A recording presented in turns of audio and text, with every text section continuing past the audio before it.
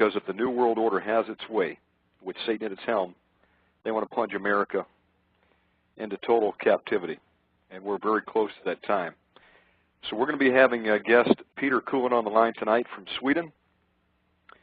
We're going to have a 2-hour program tonight. We will open the lines. If you have any calls, any questions you'd like to pose with Peter or myself, the call-in number tonight for tonight's show will be area code 1-917-889-2745. And in the first hour, we're going to be talking about the coming EMP strike, which could put us into days of darkness. And in the second hour, we're going to be talking about Wormwood, Planet X, the coming inbound destroyer. So it should be an interesting show. Again, I want to thank you for tuning in tonight, and tell a friend, please. All right, without further ado, we're going to open up the line. Peter, are you on with the Omega Man? Shalom, Shannon. Can you hear me? You're coming in loud and clear, brother. Shalom, and thank you for coming back on the program. All right. Let me turn the mic over to you. Let's get ready to rumble. Okay, we've talked about the Gulf in the previous broadcast, and that's a huge thing that we should be concerned about. And there is other calamities on the horizon. Of course, God's prophets are not surprised because they've seen it coming in dreams and visions. I'm talking about the coming wars, the coming famines. Talking about famines, I just saw an article today that there's a food shortage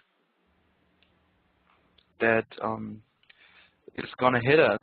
Food prices are rising, and we're going to have a hard time making enough money to go shopping the way we were used to go about buying food. And even Wall Street, they say, is surprised about the lack of food. The USDA reports that there is food shortages.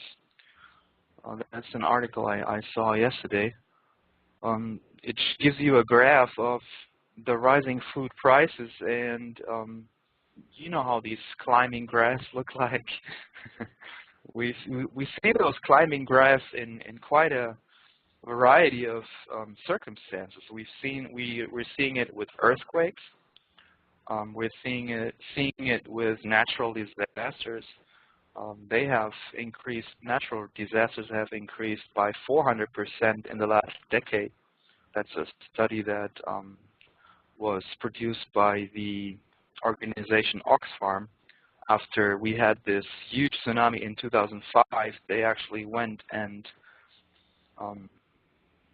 somebody paid for research for a paper, and they studied all natural disasters and came out with the result that they have increased by 400%. If you look at the rate of the current earthquakes, you can definitely say that they have increased quite a bit. I think compared to the yearly average of the last decade, in this year we're somewhere at 168% of what was normal in this decade. So, and then of course there's a whole other topic, which is the economic crash, which has been forecasted by quite a number of men that deal with those with the economic markets. Gerard Celente has predicted it.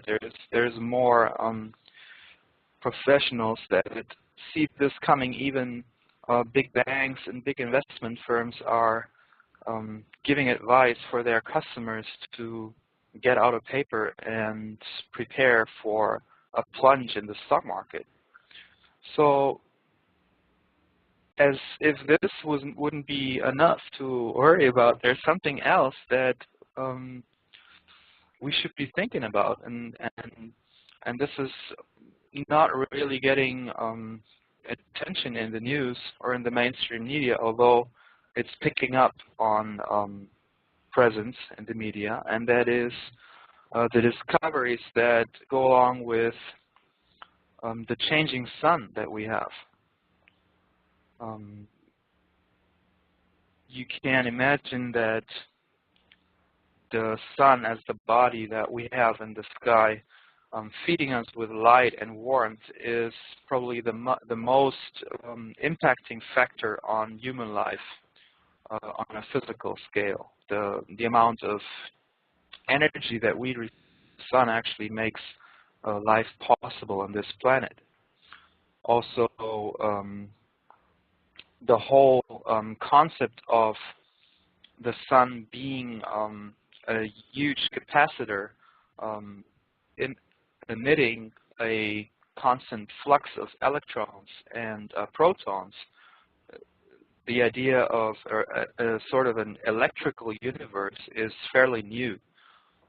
In the old days, we were looking at astronomy being the science of big bodies in the sky.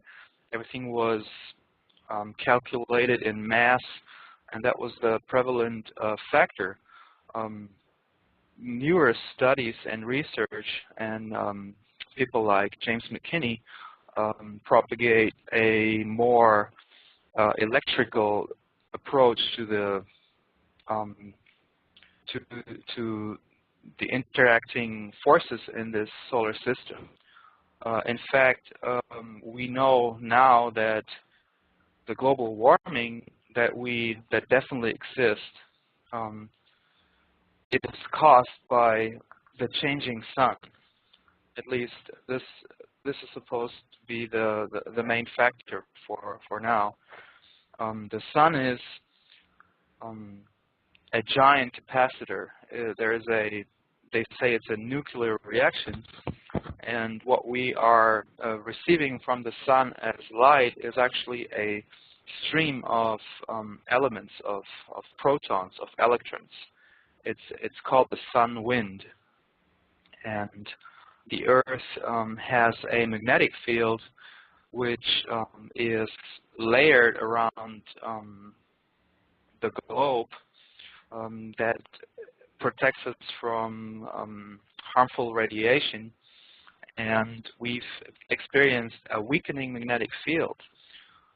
There is a giant breach in the magnetic field which is as big as from the pole to the equator. That's a new discovery from 2009.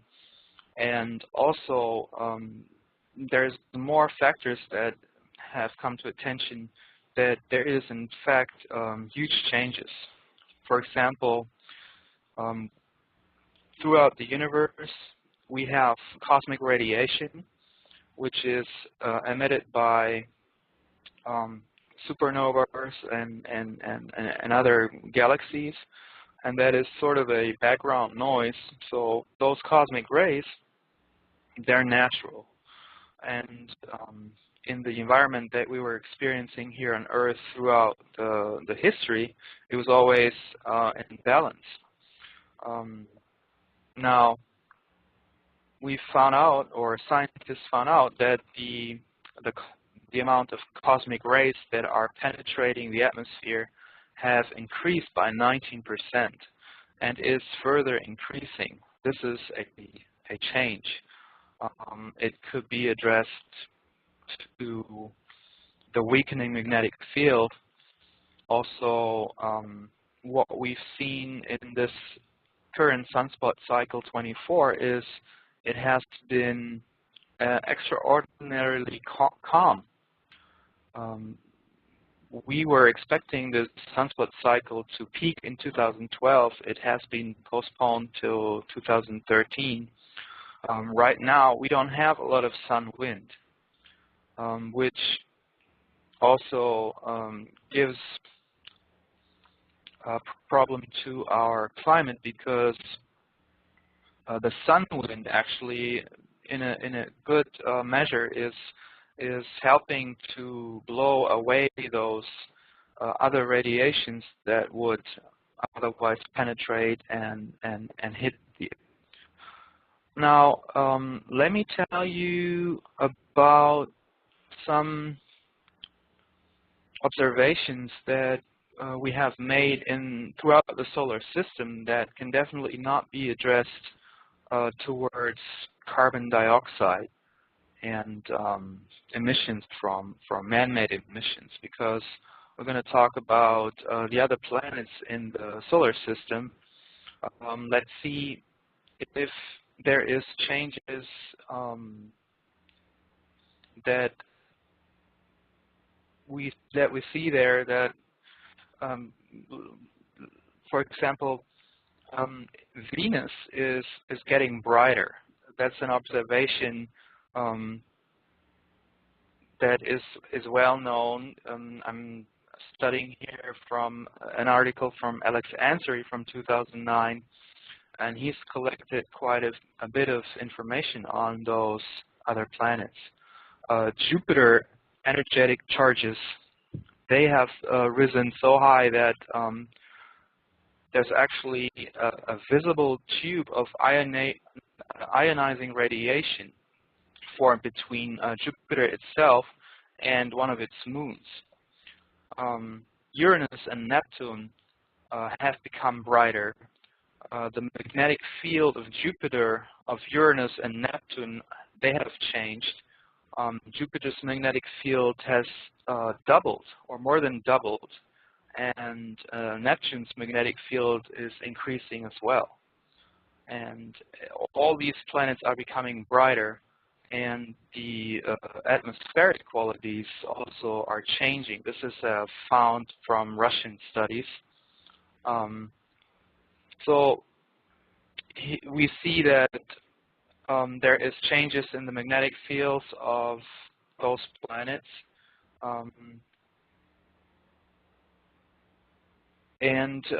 We might not know everything because not all data is being released. If Russia or the Russian scientists decide to share something like this, then we are grateful. NASA is not sharing. NASA is not intending to reveal its findings. But let's trust those Russian scientists and what they have recorded with their space probes. Just saying that we can believe that those planets out there are being affected by a force, whether it is from the sun or whether it is radiation from a different source, so that actually we can know now that what we've been sold as global warming being caused by carbon dioxide, that is not the cause of global warming.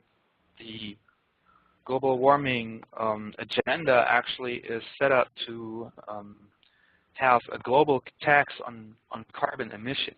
It's a worldwide tax, which is another instrument for a global governing apparatus, because those taxes, carbon taxes, they have to be handled from a central point. And there's actually now a carbon, how would I say this? Like the New York Stock Exchange, now we have a carbon exchange, carbon rights tax exchange, credits, which tax carbon credit, yeah, which is carbon credits. There we go. That's it, and it's dealt in an exchange in Chicago. And are we surprised that it is owned by Al Gore? Does that surprise us? You know, Al Gore is reputed to be a billionaire. He has made a lot of money, you know, basically saying that, you know, we've got a few years to turn it around, you know, with his documentaries, which have been examined and many of his claims debunked. But nonetheless, you know, ecotourism, you know, green movement, it all sells. He's made a lot of money on the backs of people, and really, what the whole game plan is just to put you and I, Peter, and those listening, into further captivity through carbon credits, where basically everything is going to be taxed based on the emissions that it puts off. You know, not just your vehicle, but if you're a business, you'll pay a tax. You'll pay a tax if you're in agriculture, because they claim that the farts of cows collectively are hurting our atmosphere. And it's not really about saving the atmosphere, but it's about, yes, Peter, go ahead, brother. They will tax your pet dogs and your cats also, just to throw that in. Oh my goodness. You know, it's about more taxes for the New World Order. It's about putting us into economic slavery, because this will be a global system, and it doesn't matter where you live, you'll be taxed. And if you're taxed, means you have to work, and you know, work in their system. You know, I think Adam Curry was the guy who coined the term carbon credits, him and John C. Dvorak. Adam Curry, for some of you that may not know, was an MTV VJ, but he's got a very highly successful radio program that the Omega Man listens to on occasion, and I heard them talking about that. And that's really, you know, it's the smoke and mirrors, Peter. They say, you know, we've got to do it for the environment. But really what they are doing is they're doing it to cause you and I to pay more money into their coffers. And here's the bottom line, folks. When one volcano erupts, there is more carbon dioxide spewed into the atmosphere than any factory could do. And listen, I just came from Costa Rica, Peter, and I can tell you firsthand, brother, that there's over 120 volcanoes there. And there's no man on earth that can control a volcano.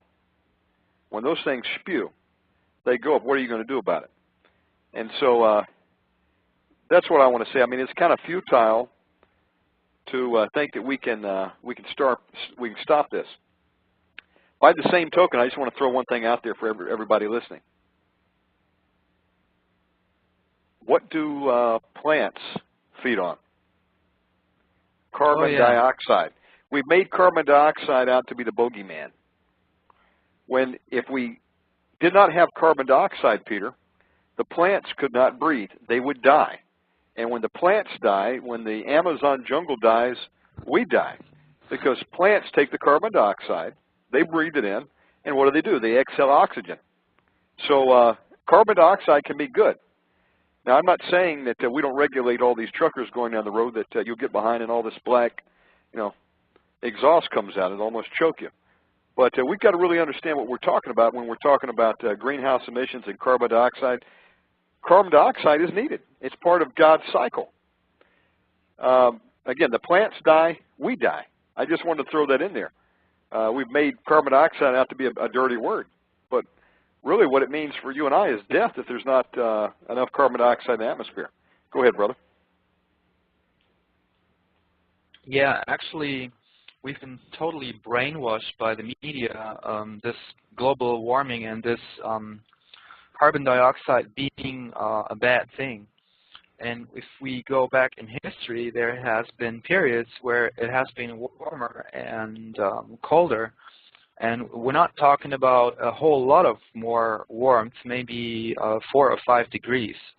There was actually a time which was called the medieval optimum, where you had farming in Greenland and where people would grow vineyards in England and where everything was flourishing and the plants loved it.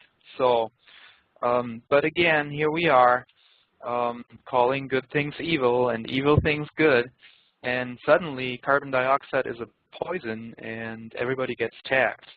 In my opinion, it's an instrument of global governance, of control, because once those regulations are instrumented, they can check your house or check your factory and give not only recommendations but demand that you do this and change that, and because otherwise you will violate the carbon regulations.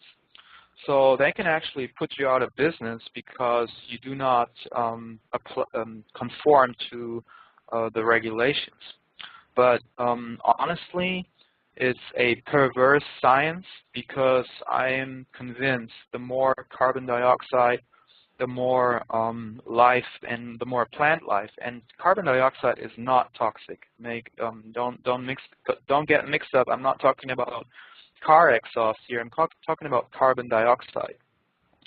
And what Al Gore did with his presentation was actually pretty smart. Remember where he was showing those two graphs that would go up and down, and they were one was up and one was laying beneath, and they seem to have the same pattern. Now, some people have, and that was temperature, global temperature, and CO2 concentration. And people were convinced that those have a correlation. What Al Gore didn't do in his presentation was actually putting those two lines on top of each other. Because if he would have done that, you would have seen that the rising carbon,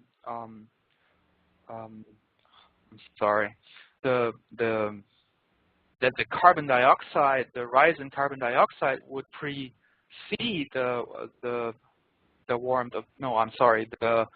rise in temperature would precede the rise in carbon dioxide by as much as 800 years. So scientifically speaking, the rising carbon dioxide levels is a result of rising temperature. It's a natural process. It has always happened. You can actually calculate from the ocean's water temperatures, if you heat them up 1 degree, how much carbon dioxide they will release. That's a pretty solid science. And he was trying to sell you, Al Gore that is, and the IPCC from the United Nations, that the rising temperature is a result of carbon dioxide. So they have turned it around. They have made the result the cause. So they're fooling you big time. And I remember in the last years, you had an article about global warming in the newspaper almost every other day. You had the TV full of, I mean, it's like swallow the lie, swallow the lie, swallow the lie. And this is what media does. It feeds you the lie 100,000 times until you believe it. But it's not scientific. There is a lot of resistance even in the scientific field. And fact is, carbon dioxide is productive for plant life. It will give us more harvest in the agriculture. And I wouldn't mind a 5-degree warmth. We have always have warmer and colder times. So the temperature will rise, and it won't fry us crisp. It will rise by 2 or 4 or 5 degrees, and then it will go down in the time coming. But you know what's interesting, they have, Peter, yeah, is that just as some would make the statement that it's getting, hotter and we see the icebergs melting, some of that is true, no doubt about it. But also, it's getting colder. So you ask yourself, how can that be? Listen, there are some major Earth changes going on, folks. I mean, undoubtedly, every year we go through these storms. It's just getting colder and colder. I mean, how can it be hotter and colder? I don't know. All I know is that there is an upheaval going on, Peter. I but you know what? I can tell you. I'm sorry. There are cycles going on, okay, and there are effects of what's going on with the sun. To tie back on with this solar minimum, solar maximum that we're getting ready to go into, the sun is wreaking havoc. And as a result, there's going to be some real Earth changes in the months and the years ahead. Am I correct? That is true. It's even hitting mainstream media. Michio Kaku actually came on Fox TV and warned us about, and that's actually where I was going to go with this changes that we see in the sun. They are expecting some major coronal mass ejections from the sun I think the amount of satellites that the different space agencies, not only NASA, but also AXA and the European Space Agency, ESA, they have put up observatories, satellites, to study the sun. They know that something is going to happen very soon. And Michikaku explains it on TV. He went to Fox News. We've seen those kind of articles about the sun going to fry our power grid. And that is not an empty fear. Based on the research that I've done over the last year, I came across evidence that actually electrical engineers have worked overtime over the last years, or the last 5 to 10 years, to find a method to harden certain parts of the power plants that generate electricity. And after the investment of a lot of money and a lot of brains that were involved in the project, they've come to the conclusion that it cannot be shielded, it cannot be protected enough. So on that basis, the estimation from the scientific community is that there is a 97% chance of losing the power grid in the next 3 years. That is a significant threat, I would say so. In my opinion, that would actually be a good reason for the elite to go underground, because not only will we lose the power grid, and for example, why would we lose the power grid? Let me explain this. A coronal mass ejection is to be compared to an electromagnetic pulse. That energy, that pulsating energy, will be picked up by any wire or by any electrical system, and actually overcharge the system and fry your wiring in your chip or on your board, whatever you're running. It will be useless.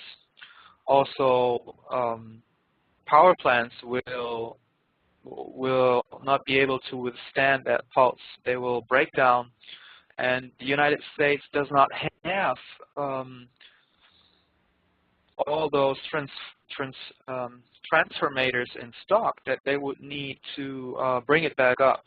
Some people would think, well, we're just going to fix it, but no, you won't fix it, because, well, you can try to fix it. It'll take you years. It'll take you, I don't know, estimations are it'll take you 8 to 10 years to fix the grid.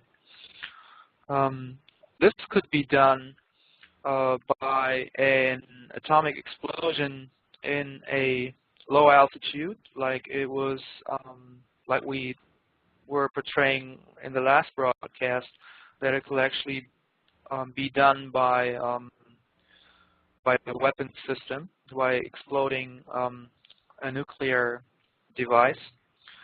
Or we could see this coming from the sun, because those interstellar coronal mass ejections, if it's heading towards Earth, it will blast away the magnetic field, and that part of the Earth that is at that time exposed towards the sun will experience this pulse, and all electrical systems will fail unless they are hardened or shielded. Peter, I want to paint a picture for the listeners out there. You're in your bed. You've went to bed at about 11 at night. You're sleeping, and all of a sudden you're awakened with a boom as a transformer on the electrical pole outside your house or apartment just explodes. And you say, what the heck was that? You wake up, you stumble over to the light switch, you flick it on, and there's nothing that comes on. There's no light. It's still pitch black. You start clicking the light switch to no avail. you're probably not sleeping with a flashlight by your bed like you should, like I've learned to do, living in some of these other overseas countries. And so you walk around in a pitch black house. You open up the door, and it's black outside. Other than the moon, the light poles are strangely off. And you say, whoa, what happened? Well, you say, well, I guess just an electrical blackout. Let me go back to bed. Well, you go back to bed, you wake up 7 o'clock, and you get up and you flick the light switch on, and still no light has come on. Now you go over to turn the TV on to get a report what's going on. Your TV's dead. You say, wow, let me get in my car. Let me drive around. You go outside to get in your car, and it doesn't crank. What you did not know was there was an EMP burst, and it fried all power grids. It fried the microchips in the CPU computer, which is in all the modern cars now. And whoa, it's just like, everything's dead. It's a scene right out of the Tom Cruise movie, The Day the Earth Stood Still. I mean, this is a realistic scenario, okay? And when that day comes, your cars don't work. Your electrical grid in the house has been fried. Your laptop doesn't work. So you go over to say, hey, I've got battery power on my laptop. Let me see if I can jump on the internet. Your laptop is fried. Your cell phone has been fried. You have just found yourself living in the prehistoric age. And it can happen in 60 seconds.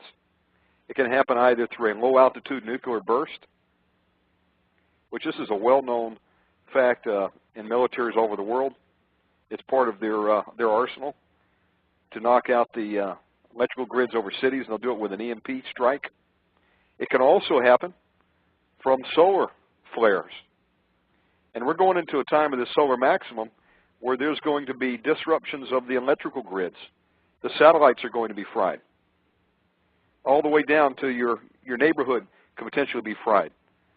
So, I mean, this is real stuff. We're so reliant on the electrical grid for everything that, I ask you, how many days have you lived without electricity before? Maybe some of you lived up in the northern states where the power got knocked off, due to a storm. So some of you may know what I'm talking about. I can tell you from firsthand experience, just coming back from Costa Rica a few months ago. Prior to coming back, Peter, as God is my witness, we were having power outages every day. We were having water outages. Couple the two and you're really in trouble. And the electrical is tied in even to the water. You have no electricity unless you have a well. Your water supply is probably going to be cut off. So you have no power. You have no water. Your sanitary conditions start to fade very quickly. What are you going to do? I've lived like that. And I can tell you it's not any fun. It's not any fun waking up and realizing I can't take a shower because there's no water coming out of the spigot. And you very quickly learn, hey, I've got to even have water to flush my toilet. Thank God for baby wipes, Peter. But listen, these days are coming, and there is no backup plan for you and I as far as the government is concerned. There's no contingency plan. They have a plan for themselves, and that's called go under and hide for a while in the bunkers. We talked about this in another show, Peter, how the CIA has been moving their headquarters of operations from Langley out to Denver now since 2007, according to some reports. How many government agencies are disbanding operations and moving. And they're moving to areas where they have hardened underground bunker complexes, okay, which have been hardened against the EMP strikes, either man-made or solar, and they prepared with water, with generators, with food. And when the day comes, you and I wake up and we emerge from our homes, and you see everybody walking the streets, just like you. And you realize, hey, somebody's forgotten about us. I mean, this is a scene right out of these movies, like Knowing, 2012, Deep Impact, some of these others. This day is coming very soon. And I'm going to throw it back to you, Peter, but I believe this time has come before. Now, we've only had electricity, in the last 100 years or so that we know about? But I was reading over in Genesis, and it talks about where the earth split apart in the days of Peleg. And there's some pretty strong evidence that this has happened before. and the Earth's axis has changed. We've been hit with solar strikes, and there's been some pretty big major disruptions that killed most life as we know it, and turned the world even on its axis. Let me throw it back to you before I start preaching. Yeah, you gave a pretty good description, Shannon, of how our life would look like without electricity. We've seen a small precursor of this in 1859, where we had a huge flare. Well, back in 1859, we didn't have a society that like we have today that is totally dependable on electrical power. Now, a widespread power outage today in our society, that would result in chaos and riots and possibly civil war within a very short time, less than a week, I guess, because there won't be any more service. People will not be able, at least if you live in a big city, you won't be able to fulfill your needs of food and you pretty fast run out of water because the water system is all run by electrical pumps, and anything that anything based on electricity won't work, water supply won't work, and even the sewage won't work. But there's another phenomenon that I just want to briefly mention, which is the impact on the psychology, or how actually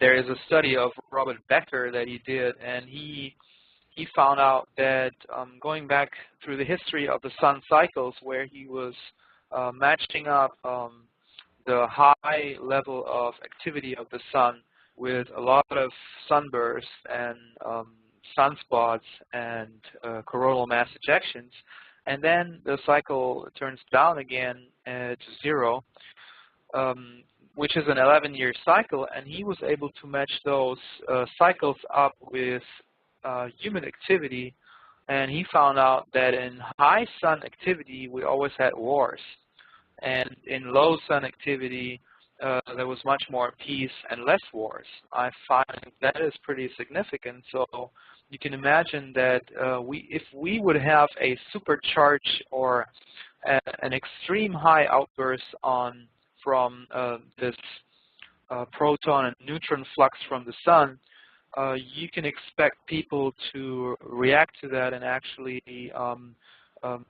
engage in some psychotic activity or behave unnormal and be aggressive. And there is other research from Russian scientists that were able to influence even the moral thought patterns of people simply by exposing them to magnetic fields, which is in fact what the sun does, or what those ejections do. They influence the magnetic field. Yeah, there's even some belief, Peter, yes, I agree that these have effect on brain waves, and as you have more increased solar activity, you also have more of an increase in some psychotic behavior in certain individuals. So, it can turn into a Mad Max scenario very quickly, and you can tie it back to the sun. I mention movies a lot, Peter. I'm a movie buff. When I was raised growing up, my father wasn't the type that we'd spend the weekend, watching sports on TV. We usually went to the movies, so, it's just kind of ingrained into me. So I've seen a lot of movies over the years, but there's a movie that talks about what we're talking about tonight. Is called The Trigger Effect. It's not a very well-known movie. It was done back in '96. The main actress was Elizabeth Shue. But if you have a chance to rent that, maybe you could even find it up on iTunes.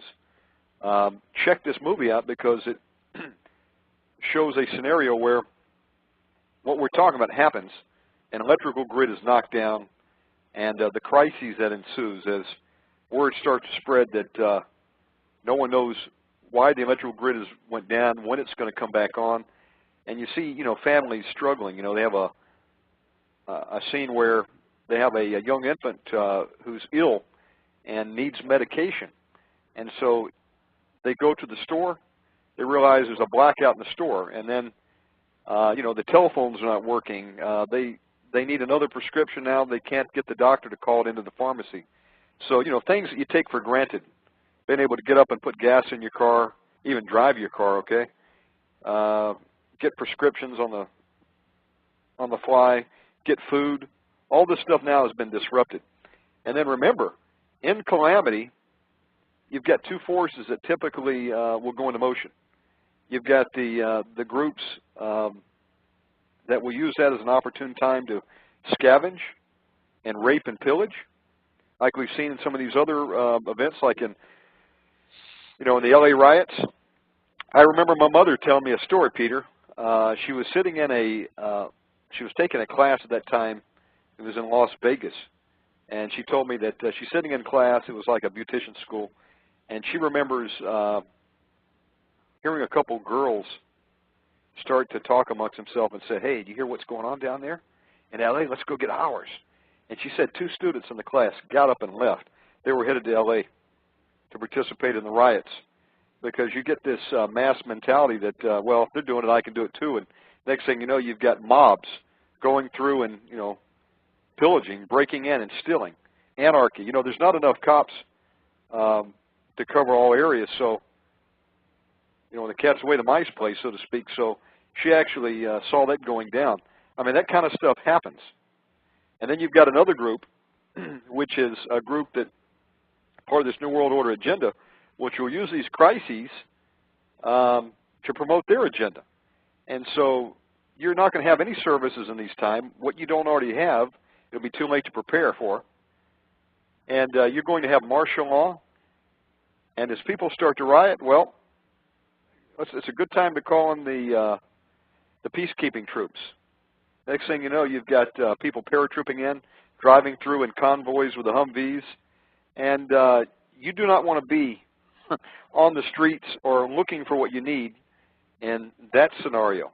To be in the city is going to be death, because nobody has the means to support themselves independently in cities. You know, everything that is needed for survival is trucked in. Well, the trucks aren't coming now. And now not only you, but a million other people are out there looking for their next meal and get angry. They haven't been able to take a shower. They can't wash their hands. Maybe some of them are on foot riding bicycles now, and it's every man for himself. That is a time where you want to be outside the main cities. You want to have some provisions put back as God has enabled you to do, and you certainly want to be seeking the Lord for provision, because there's no guarantee when the power is going to come back on, if at all. Let me throw it back to you, brother. Yeah, let me read to you what Mr. Reader says from NASA. And he says, we're entering solar cycle 24 for reasons not fully understood. CMEs in even-numbered solar cycles tend to hit Earth with a leading edge that is magnetized north, such as CME, that is coronal mass ejection, should open a breach and load the magnetosphere with plasma just before the storm gets underway. It's the perfect sequence for a really big event. Now, you got this extraordinary sunspot cycle 24, which is going to be way, or let's say, one of the biggest in centuries in its intensity. Plus, the other thing is that the magnetic field of the Earth, the shield that we actually have against those influences, is weakened. I told you that we have a giant breach. Now let that breach, by the time the CME hits, be at the right spot. And this is actually, I guess, what Reader is referring to when he says that it's the perfect sequence for a really big event. Those agencies are hardening their own equipment, satellites, and everything they want to keep running big time. They're investing in in shielding and making it and protecting it against those pulses. Now, if we ask ourselves, what is causing this behavior of the sun? Is it natural? Is it just a random peak, or can it be explained from the research? And you won't find a lot of this in the news, or you'll find a little bit on it on the internet if you search hard. There is a neutron star, and NASA has tried to sell this to us as a galaxy, which it is not. And I can give you the name of it. It's in the Nebula of Orion, and the name they've given to it is G1.9 plus 0.3. That's a funny name, but that's how they call this thing. Actually, this is a neutron star, and I know this because our friend Benjamin Baruch has a very good contact, which was a former NASA science advisor. And he contacted Benjamin because he was concerned for his own safety and was seeking advice from Benjamin in how to protect and how to provide and how to maybe go to a location and prepare a place of safety, and wanted Benjamin to become part of that. So Benjamin flew down and had I think an 11-hour or 10-hour briefing in Los Angeles, and he's still in contact with those advisors. The information he was briefed on was the existence of this neutron star. A neutron star that is emitting immense amounts of gamma or X radiation. This is the cause why the core of the Earth is heating up. It's just like it's being portrayed in the movie 2012. So there's a lot of predictive programming going on in Hollywood. If you would actually look those movies, 2012 or Knowing or a whole lot of more movies, and if you would be able to separate the fiction from the reality, there's always parts of the movies that show you good information. For example, even the movie that Al Gore did in his presentation, An Inconvenient Truth, there's a lot of good information in there because he gives you he briefs you on the Earth heating up, which is true because we've lost most of, or a lot of, the polar caps. Actually, there's a new shipping route being opened at the North Pole, which was closed for hundreds of years, and the amount of ice that we've lost there gives a whole lot of other problems. But where I was going is, he was talking in his movie, Al Gore that is, about rising ocean levels and about flooding of coastal areas, about tsunamis, and he's right on that. Everything he says will come. He's wrong in his timeline. He was saying between 2016 and 2050 it will get bad, and from 2050 it will get real bad. From what I can see is it will get bad way earlier than that. And also fiction in this movie is the cause is definitely not carbon dioxide. So there is different causes that are responsible for those Earth changes, some of which can be addressed to the existence of the neutron star. The gamma radiation heats up the core of the Earth. Now, if you have a body of molten iron That's at least that's the theory of how our Earth is, the physics of our Earth. I'm not going to deny it. I'm just going to work with that model. I don't know if it's true. But if you can imagine a globe being heated up from the inside, because this is where the gamma radiation hits. It hits the mass. This is expanding, and that's actually what we are observing right now, that the Earth's crust is cracking up and the Earth is expanding. And you got a lot of pressure. You see that in earthquakes, and you see that in rising of volcanic activity, and you see that in bursting oil wells. And the Gulf of Mexico is not the only one. There's more that are not being reported. Of course, the media is trying to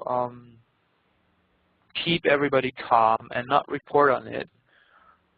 They're announcing it maybe in Hollywood, and here and there you have a few scientists who pick up the matter, like James McKinney. There's another person, which is John Moore. You pulled the name right out of my mouth. I want you to talk about in just a moment John Moore and this naval report that I've heard that's been circulating. Go ahead. Yes, John Moore is a former Green Beret, and he is a homicide detector. So he's been working in a scientific matter. He's not a scientist, but his, let's say, profession taught him to gather evidence and to present a case. Now, he's, because of his contacts to former Navy lieutenants and officers and generals, he's come into contact with these preparations, or he came to know about those preparations that the government is doing that caught his attention. For example, you mentioned the CIA moving to Denver. Well, CIA moved, and I think they didn't move into Denver downtown in some building. I believe they are in the New World International Airport, which has been built over a period of 17 years. And the amount of land mass or dirt that has been moved is half of what the Panama Canal required to be moved. There is still construction going on. We don't know how many levels underground this building has. I've seen a study a month ago about this airport that there's actually evidence that this thing has an underground nuclear reactor, because we've seen cooling towers and building structures that can only be explained as being part of a nuclear reactor. So they have their own power plant, and of course, I guess they're connected underground, these military bases. This is CIA. Another agency that has moved is the National Security Agency. They have moved to a location, I think some 30 miles south of Salt Lake City. The reason they gave initially was electricity is a lot cheaper in Utah. Well, they don't know. They also didn't mention that they've got a lot of deep underground facilities there that have been there for a long time. So much that the LDS, the Church of Latter-day Saints, the Mormons, store all their microfilm for their genealogy databases down there in these tunnels. There's a lot of underground in Utah. Yeah, the NSA, where is it now, or where was it, in Georgia? No, the NSA was in Maryland on Fort Meade military base. So they were actually protected by one of our military bases and personnel. And of course, the NSA is really the brains behind our American intelligence agency. I mean, they're the mother. The CIA is kind of like their child. And of course, they're tied in with the Europe version called Echelon, which is out of the UK. So, you know, there's been a pact for decades. Echelon spies on American citizens, NSA spies on the UK, and then they swap the data between them. At least that used to be what they're doing. Now I think that everybody spies on their own citizens, of course. You know, what we're talking about, folks, is we're talking about the coming days of darkness. We're talking about a day that you wake up and you have no power, and you probably have no water, and anarchy is just broken out. You're listening to the Omega Man Radio Show live with Peter Cullen from Sweden. And if you have a question for Peter, our phone lines are open. You can call in at area code 917-889-2745. Peter, I also see some guests listening from England. Shouts out to Paranormal Crazy, as he calls himself. So we appreciate people tuning in. You know, what we're talking about, folks, is blackouts that are coming. We're talking about earth changes that are coming. And we're covering several of the ways that this can happen. Anything from an EMP strike, an electromagnetic pulse, which can be man-made. It can also happen by increased solar activity. I would like to give a keyword out, Peter, for everybody to Google. It's called Club K system. Rick Wiles kind of broke the story on this. Jane's Defense Weekly was at one of the military expos over in Europe, and they're walking the floor of this show where the different vendors get together and they show the, you know, the newest weapon systems. And there's a company there from Russia. And what do they have? But none other than a system called Club K. And you can watch a pretty interesting, cool animated video of their weapon system. You know, it looks like something out of a video game, but this is no video game, guys. This is on the market right now. And what you've got is you've got cargo containers, Peter, the same type that are brought into this country every day off both coasts. And it looks like a generic cargo container, you know, probably carrying some tennis shoes or furniture or, you know, whatever that is being imported daily. And what happens is these containers, it's standard size. They can be loaded onto the cargo ships. They can be taken off and put them on railroad cars. They can even be loaded on the back of a 18-wheeler semi-truck. And then what you see is, you know, this platform moving, coming into the States on the cargo ship, going down you know, through the central country, through the railroad tracks, and then going down our interstates. Someone hits a switch, and all of a sudden, compartments open up on these containers to reveal a nuclear-tipped warhead missile system. And they can be launched from anywhere in the world, even from a cell phone. And what happens is they are now inside the country. They came in right through our borders, you know, camouflaged amongst thousands of other cargo ships that come in daily. You know, U.S. Customs says we're only able to screen about 2% of our containers that come in every day. And now a foreign enemy has launched a nuke inside our soil, take out either a city or do a low-altitude airburst and take out the electrical grid over a city. Look, folks, this day is coming. We've got enemies poised to strike when they see the time of opportunity open up. In a moment of chaos, in a moment of calamity, whether it be man-made or other, we've got enemies with their fingers on the buttons over in China and Russia that will not hesitate to push the button and take us out of the game. Okay, if you can cripple America, then there's nothing to stand in the way of these agendas that these people have. Communism has never died. It's as alive as it was back in the 50s. And we've got troops in over 100 countries, according to Al Cuppet, Peter. People are tired of America. They hate our guts. And what they want to do is see us bite the dust. And so there's been a concerted attempt to bring us down both economically And they're going to actually do physical strikes on this country if the opportunity opens itself up. So, I mean, I wanted to mention that Club K because that's a real threat here. That's one way you can have an EMP strike and take out the electrical grid. But we're talking a lot now also about, you know, the solar cycle, which is going to reach its maximum soon. And when that hits, you know, 100 years ago when it hit, I guess it was, Peter, people didn't really take notice. You know, it caused some of the aurora borealis effect. You know, they saw the lights in the sky. This time your cell phone dies. We got to get prepared, folks, because this day is coming, either through man-made means or through other.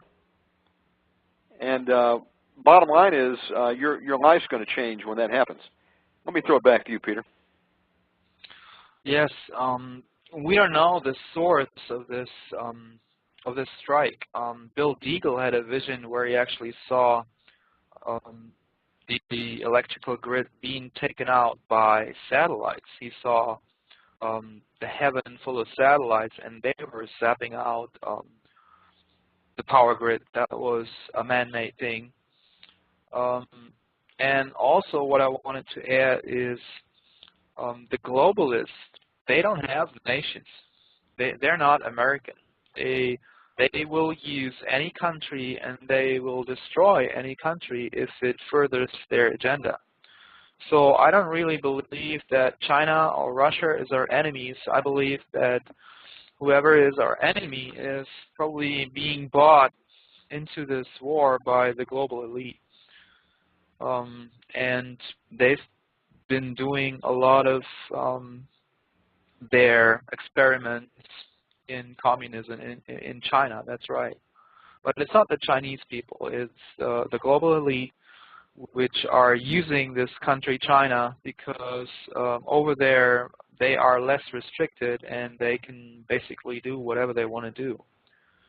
And they would use any country or any army to invade another country just to get their goal established.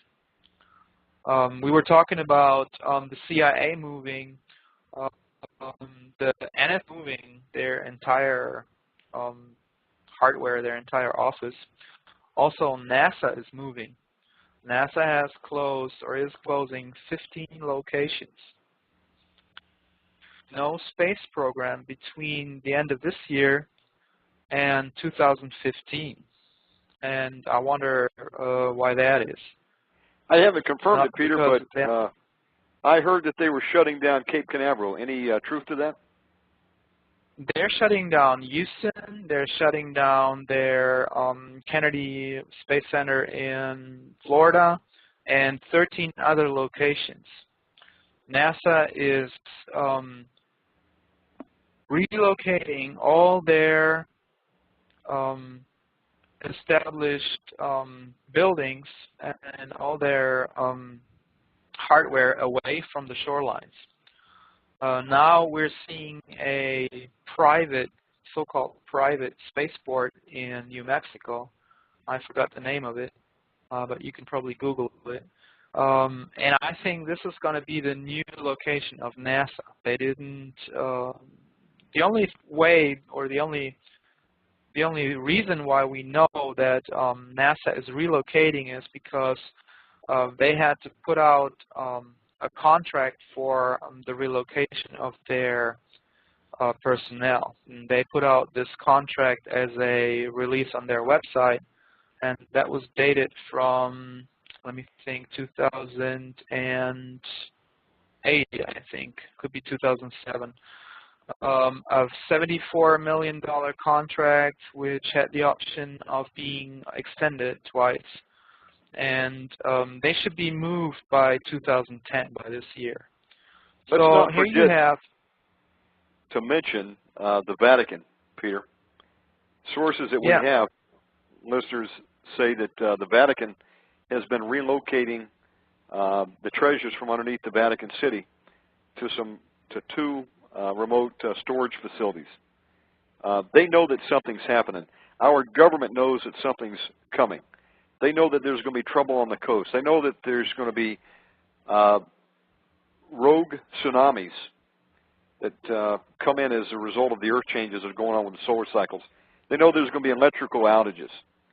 The seat of government is planned to be relocated from D.C. when D.C. is hit, and they're going to move it to Denver, according to the sources that I have, Peter. Since 2005, the government has been running freeze-drying machines around the clock, according to some sources that I have, to put massive amounts of long-term storage foods in deep underground bunkers. They're also known as dumb bases, deep underground military bases. They're preparing for a they've got a contingency plan to prepare for the elitist, for key politicians, for key elitists, for the world elite that have a lot of money. Just like in 2012, the movie, you know, the people that had the money could buy a ticket onto those craft that were taking off. The deals have already been made in the back rooms, folks, and they don't include you and I. There is no contingency plan for you and I. The government knows that something's coming that's out of their control to stop. And so what they're doing is preparing to survive it underground. I want you to go back and talk a little bit more about what John Moore heard from his contacts about what's coming on the coast, Peter. Well, John Moore has a lot of his old buddies from the Navy who have reported to him that they have seen a classified Navy map. And I have all that information on my blog, so if you're interested in seeing that map, what I would like you to do, go to www.chapter126.wordpress.com and just Google or use the search box there, search for John Moore. In his video presentation, he shows a classified Navy map. I think it's a somebody drew it out of his memory.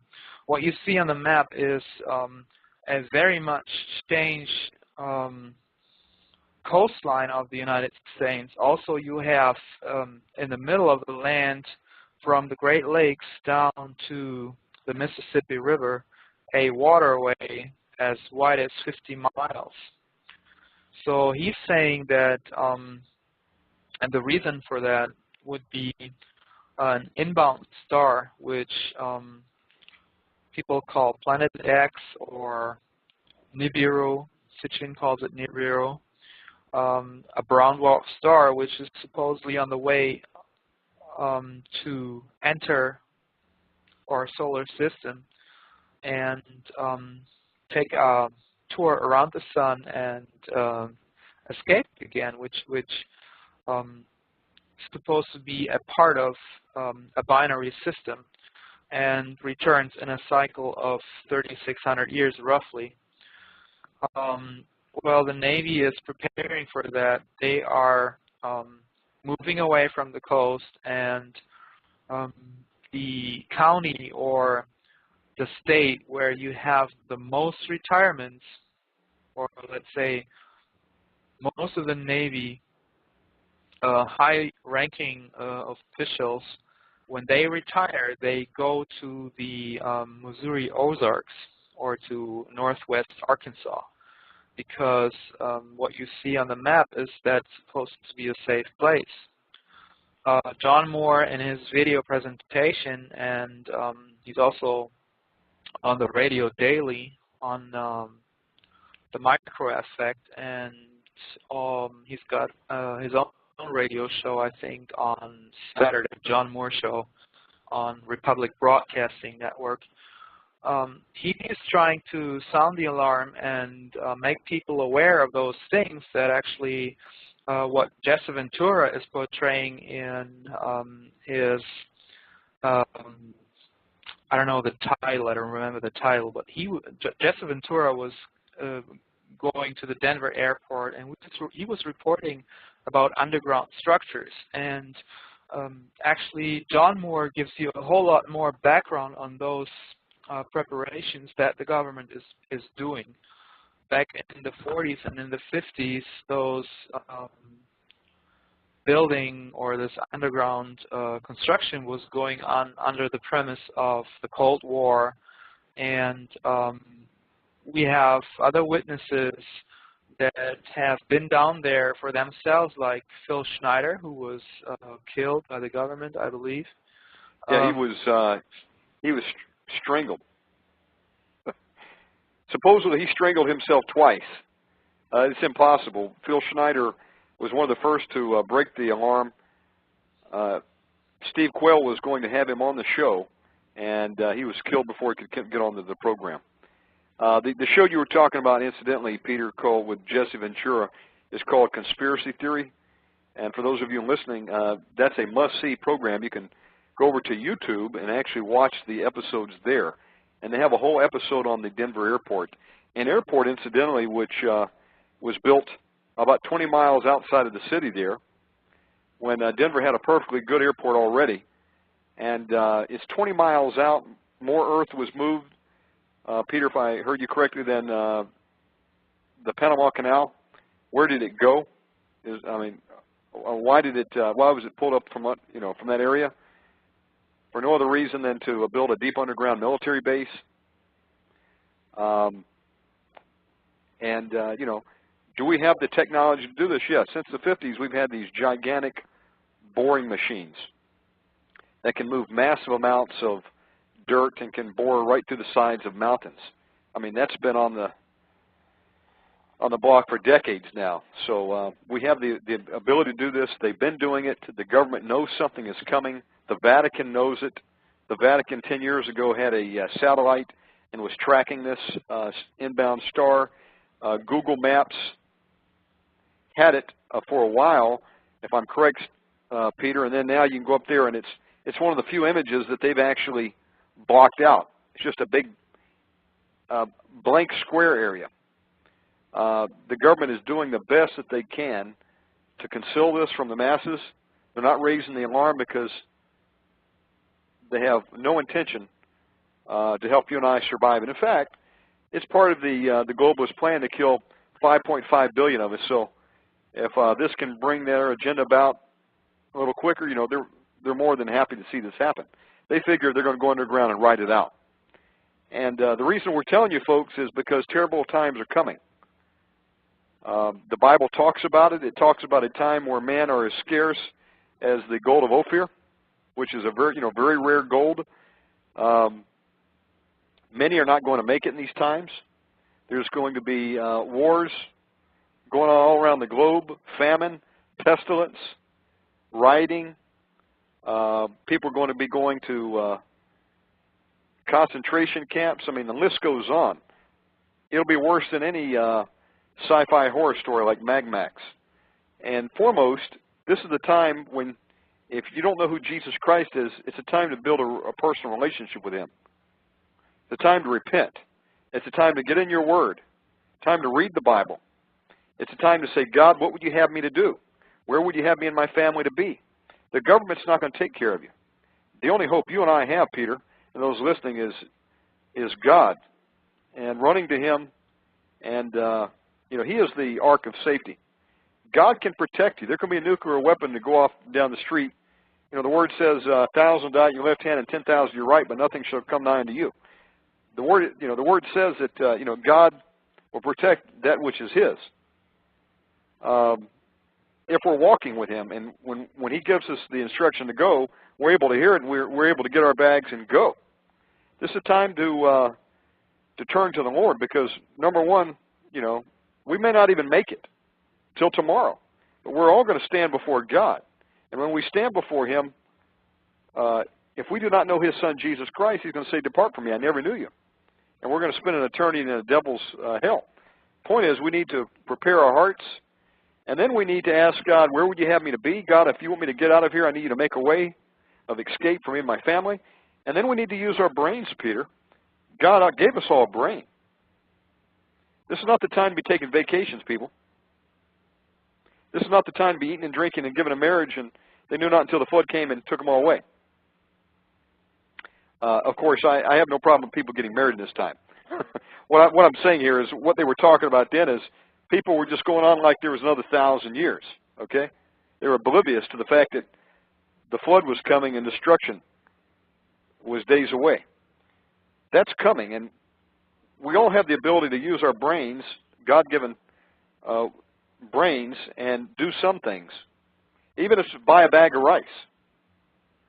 The point is it's a time to turn to God, and then to ask ourselves, what will we do when we wake up and there's no power, when there's no water? Do we have a plan B? I found out for myself, Peter, that I couldn't count on the local municipality to give me water or electricity, so I had to start making some plans. And there are some things that you can do, folks. It may be a time of going back to Little House on the Prairie. You know, they lived by oil lamps. You know, they had a well. They had, they would store water. They would have some food put back. Anyway, let me try to get focused again and give it back to you, Peter. Well, Shannon, isn't it ironic that all those threats that are coming from all directions and we didn't have them before are happening at the same time? We have the economic collapse. We have a global food shortage coming, a famine. We have a tremendous rise in severity and number of earthquakes.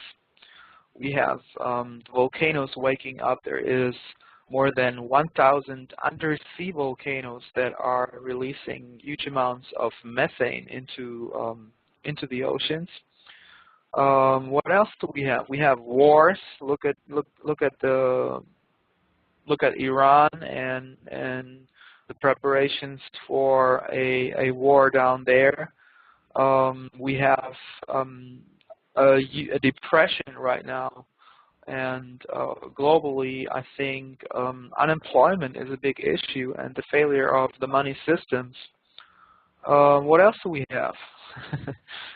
Does that spell out tribulation, or does that spell out judgment? What do you think, Shannon? Yeah, absolutely. It says to me that Matthew 24, where Jesus said these signs will happen before my return, are occurring. I believe the birth pangs have started. The great falling away has started. I believe that God's judgment is being poured out. The time of warning is ended. I believe that we're on the fast track. Now, there's a couple that have tried to determine where are we exactly in the prophetic time frame of the book of Revelations. And I know when it happens, we'll all know where we're at, but some are saying that if an event such as Zechariah's war were to break out, I heard Michael Root of A Root Awakening talk about this. He said from his best calculations, he believes that we could see Zechariah's war kick off this year. And if that's the case, then we're on the final 7-year time countdown. We've got some others that I've heard say that it starts in 2012, and then we've got 7 years from there to 2019. I don't know, folks, but whether it starts now or in 2012, I believe the countdown is close. And when this happens, go read Revelations and read the things that are going to happen. I mean, it's going to be a time of trouble such as never been seen in the history of this world or will be seen again. And I also then sit and I kind of meditate on it, and I say, well, wow. If I were just born 100 years ago, I could have escaped all this. Maybe even 50 years ago. I'm 40 now. But I'm thinking, God has chosen us for this time, Peter. And I don't think that's an accident. God has his vessels of honor and dishonor. God will show mercy on whom he will, and he'll harden the heart of whom he will. And who are we to question God? Were we there when God created the heavens and the earth? Like he asked Job? God is sovereign. He will do what he wants to do, but he has provided for a plan of escape. Okay, I believe that it's not an accident that you are listening to this program tonight, and we've got a lot of listeners right now tuning into this show. You're listening to the Mega Man Radio Show with Peter Kulin from Sweden. I believe that we have a destiny, Peter, and the question is if time is short, what are we going to do with the remainder of our lives? Okay, we've got really a couple options here. We can go back to sleep. We can say, oh, I've heard this before, this is depressing. I don't want to hear about this. Folks, putting your head in the sand will not stop what is coming. Ignorance is not bliss in this time. Ignorance in this time is sure death. Okay, if you're not prepared to go through it, number one, spiritually and then physically. There are some things you can do in the physical. You can get out of the cities. You can try to put back some food and water. There's a time, though, when even that will run out. And then it's going to be only through the miraculous provision of God that you're going to make it. But He did it for His people before. He can do it again. But we've got to be walking close to the Lord in this time. Don't wait to get your marching orders from the mainstream news, from Fox, the No Spin Zone, from MSNBC, CNBC, whatever.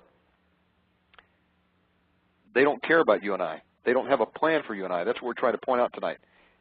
The provisions that have been made to take care of the elite and the underground bunkers. They are ready to weather it, but even they're not going to escape because God will reach down in where they're at and take them out. It says in the end, they'll try to seek shelter in the caves, and God will reach His hand down there and just wipe them out. My point I'm trying to make here is we're here for a reason, folks. Okay? We're here to serve God. We're here to warn our friends and family that they can escape the judgment that's coming and hellfire. What if you were to even make it through all this calamity? It's appointed every man die, and then after death comes a judgment.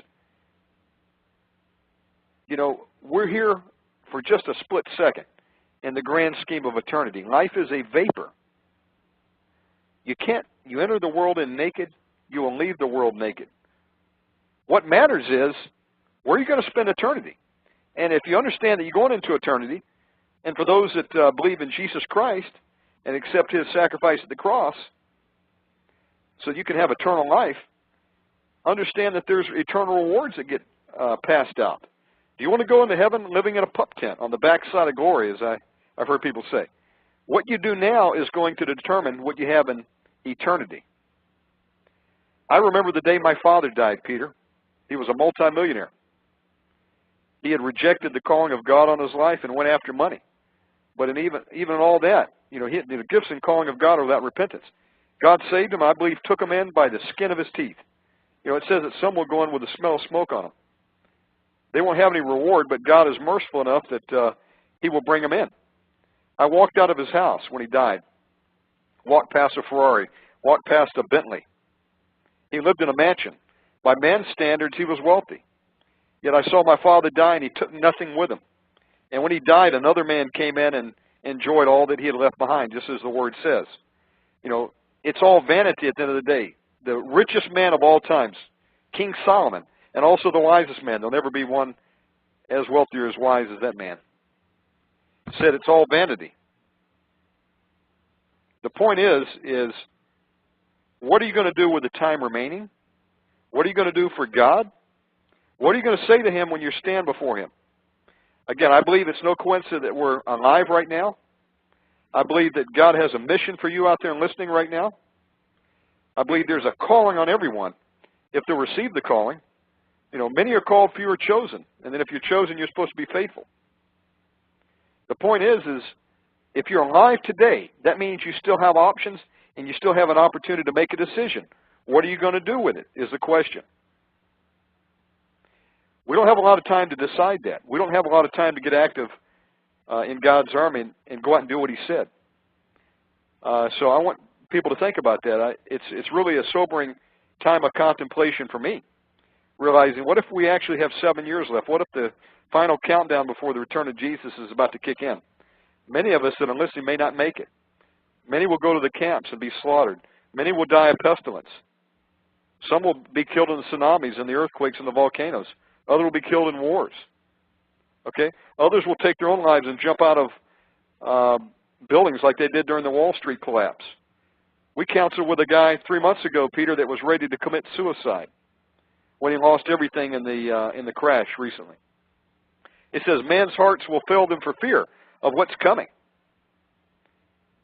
Okay, so the only one you need to fear is God, because He can not only kill the body, but He can destroy the soul in hellfire. I mean, it's time to wake up. It's time to repent. It's a time to say, God, what would you have me and my family to do for our protection? What would you have me to do? And let's get busy about it, because time is short. And when the time to act comes, the time to prepare is over with. Let me go ahead and throw it back to you, Peter. All right. My cappuccino's kicking up. Yes. Let's get to the solution. You know, I have no joy in threatening the listeners in all the bad things that we're expecting to come upon us.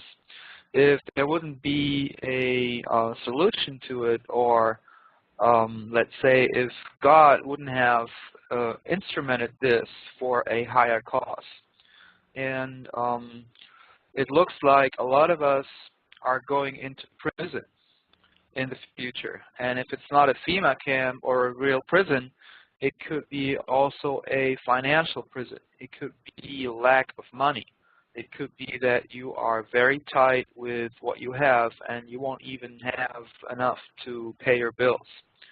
Or prison comes in many forms. It's not necessarily a building.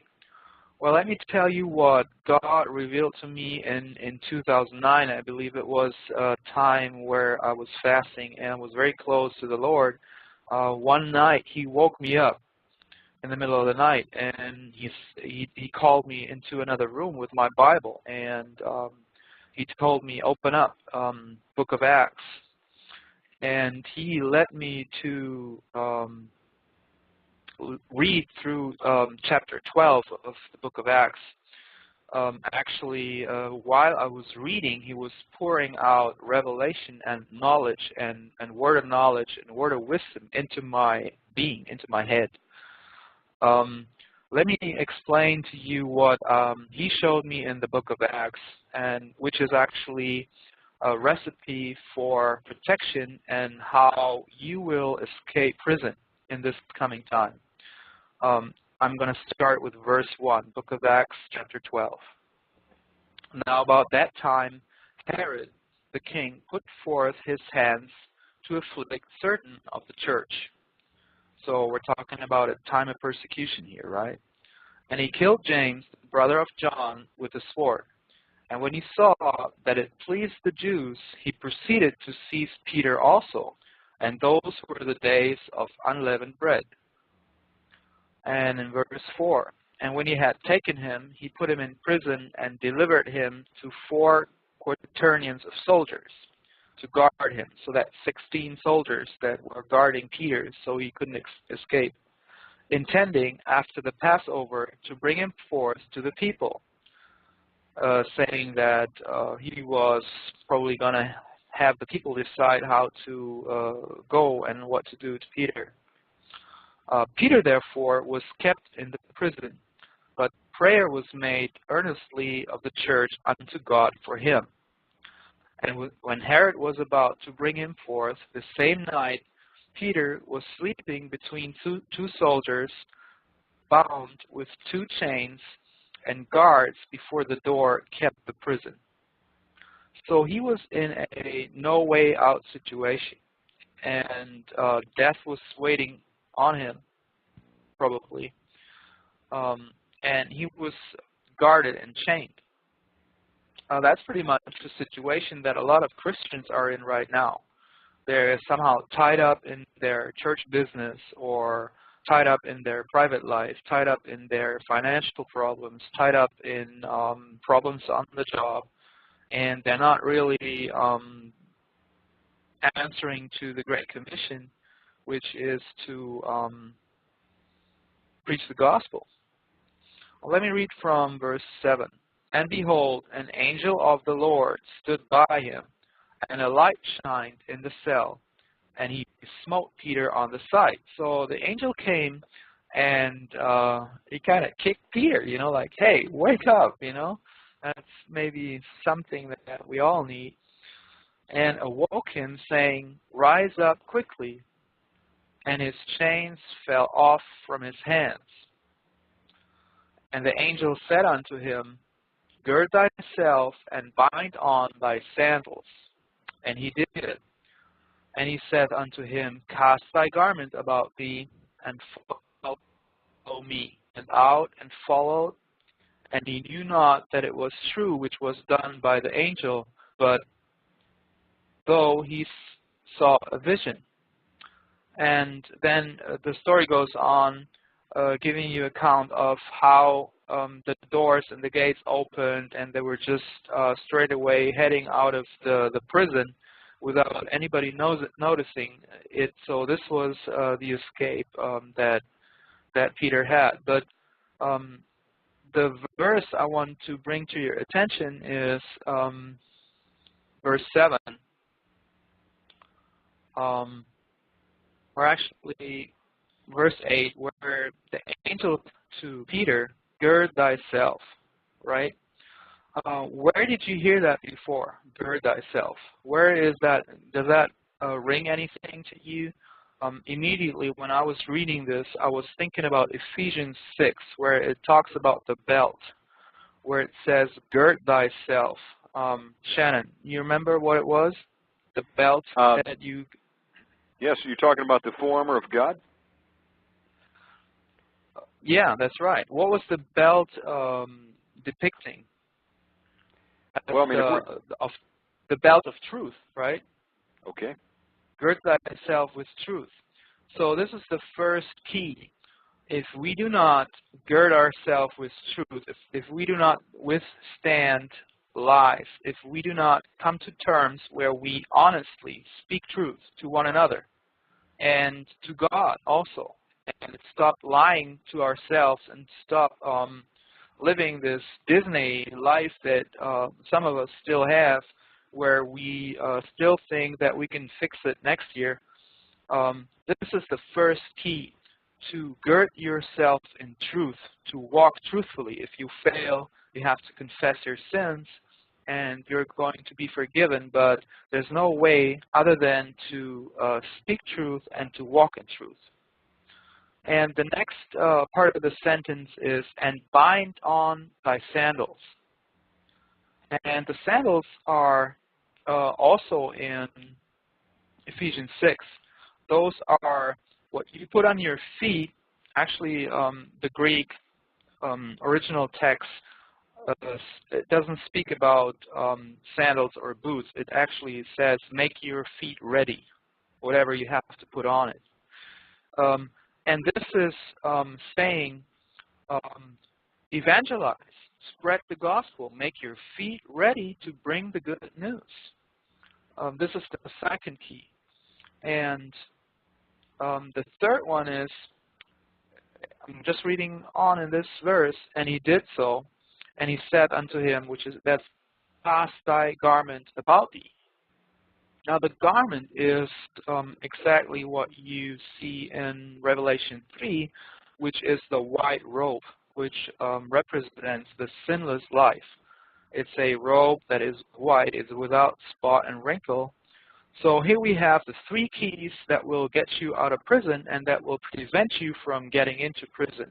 That is a truthful lifestyle without blaming other people for your failures, and without trying to have a facade or an image, or to present something to other people that you're not, but honestly and truthfully dealing with your issues and seeking help from God. This is truth, right? Also truthfully applying the law of the New Testament towards your congregation and your brothers, and not to be tolerant towards sin. Even if other people sin, there's no tolerance for sin, because if you tolerate it, then you're already partaking of it. So truth and being truthful is the first key. The second key is to spread the gospel, to speak the good work. If you are not engaged into spreading the word of God, if you think it's enough to sit down under a preacher once a week, that is not evangelizing. That is not bringing souls into the kingdom. We are called to go to the ends of the world and to go anywhere God leads us and bring the good news. That is the second key. And the third key is to abstain from sin. We have to radically kill our body and do everything we can, and better let Jesus do it, and just have faith in him that he will finish the good work that he started. to perfect us so that we are not obedient to the flesh anymore, but to the Spirit. That we are not tempted anymore by our lustful ways and by our greed or other feelings like hate or vengeance, but that we can withstand from sin, and that we can turn away from the devil, that we can say no to temptation. Those are the three keys: truth,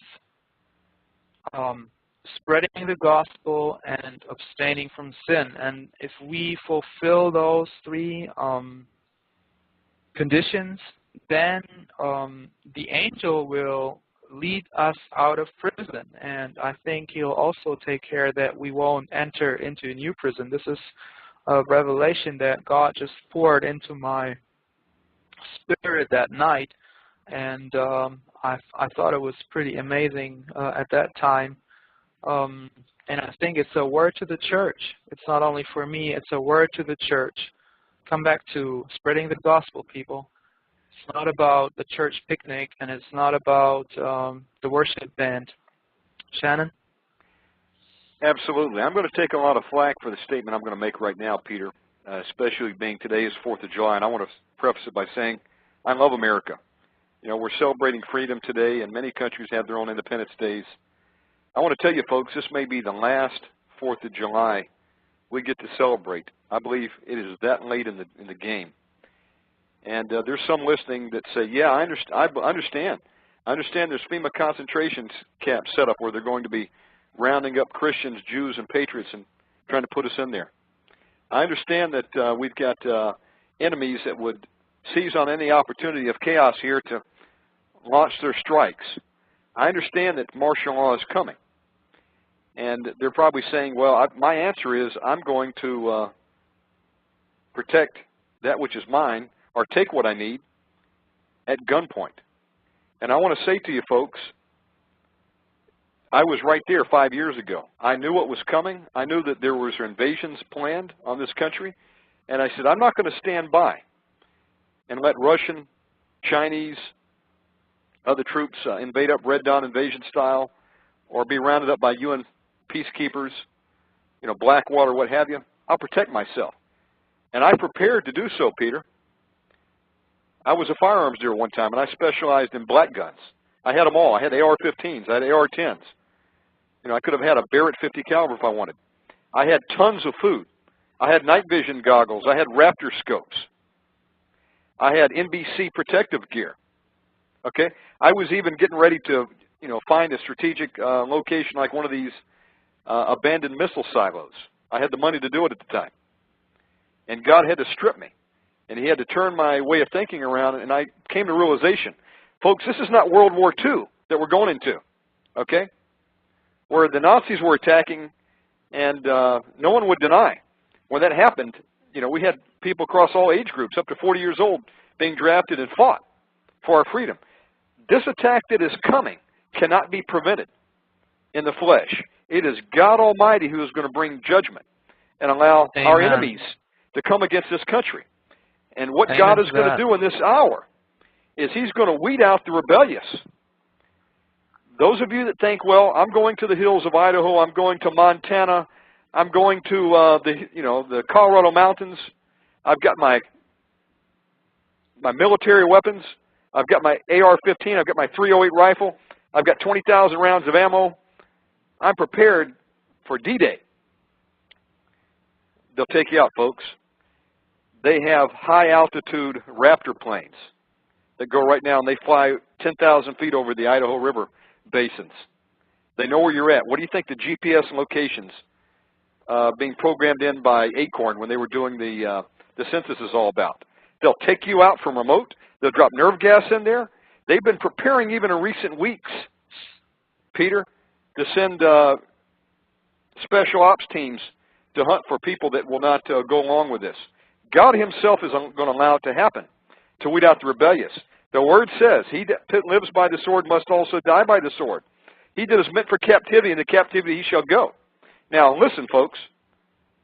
I'll be the first to tell you that if someone tried to come in and rape my family, my wife, my kids, I'm going to defend myself. That's our Second Amendment right.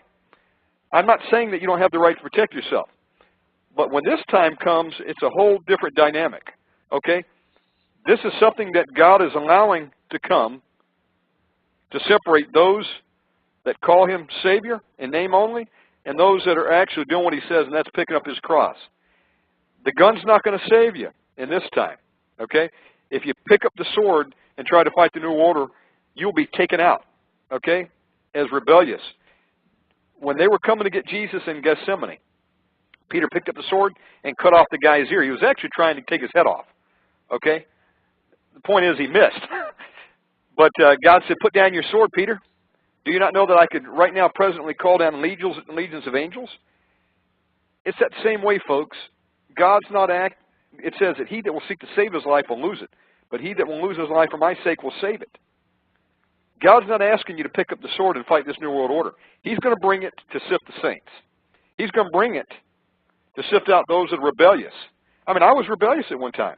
I got angry at God. I said, God, if you don't protect me, then I've got provision to take care of myself. And that's the wrong attitude to take in this time. Is there going to be safety? Yes, but it's not it's not with your AR-15, okay? And it's not trying to stock back all the food to make it through. Should you have food? Absolutely. But understand, you could be forcibly relocated. I had people come into my gun store when I was in business, and they told me. They said, yeah, I know what's coming, and I'm prepared. I said, what are you doing? You putting back some food and water? No, they said, we're stocking up on ammo. Excuse me. Because when that time comes, we're going to take what we need by force. Listen, there are wolves, we call them, that know that there are American patriots storing up for this time. And listen, they've got you outgunned. They will come and take what you want by force. It's going to be a Mad Max scenario. You cannot protect yourself in the flesh, folks. That's not God's exit strategy here. The only way you're going to be protected is to be walking in the Spirit, to be relying on God for your supernatural provision, to do what he directs you to do. And even then, okay, many of us are going to go to the camps because we weren't doing what God asked us to do. We weren't in active ministry. I honestly believe, folks, that the only way to have any hopes to endure till the end, there will be some that actually make it through all this stuff. It says that they'll be alive to see Jesus when he returns in the sky at the last trumpet. It says that the route out of this is the patience and the faith of the saints.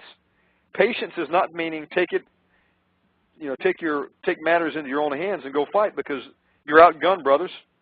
Don't even waste your time on that. You know, Michael Boldea will tell you that when they came and looked for the Bibles in his house that him and his grandfather had there, this was back in the 80s when it was illegal to have a Bible and they would haul you off the camp if they found one. He said God protected them in plain sight. They came in and commented and said, where are your Bibles? And they said, they're right here. They said, oh, stop playing with us. And they could literally not see them. God can protect you in this time, is what I'm saying. And the chances of making it through are increased if you're doing the Great Commission, deliverance, evangelizing, healing. You know, God has given us all these authorities as believers. It says that signs that shall follow them that believe is they will cast out demons in my name. They shall speak in new tongues. They shall lay hands on the sick and they shall recover. They shall tread on serpents and scorpions. The point is God is calling us into active duty. Okay? This age is coming to an end. And it's going to be what you do in these last hours that are going to depend on which way you go out. If you pick up the sword, you're going to die by the sword. If you don't repent of your sin and wake up and get busy about the Lord's business, he'll send you to summer school in the camps. We had Benjamin Brook that gave a vision of what happens in the camps. They take your family, they split you apart, you're executed in 10 days. There's going to be some that endure till the end. Okay? God didn't tell us to take up arms and fight, but he did say when they persecute this city, flee to the next. So I do believe we have the opportunity to flee. But my point is I honestly believe that I'm thinking, you know, if I have any chance of making it to the end through all these judgments, you know, the tribulations, the persecutions, my best chance is being about the Father's business and be doing his work so that he says, hey, you know, Shan and Peter, they're doing my work.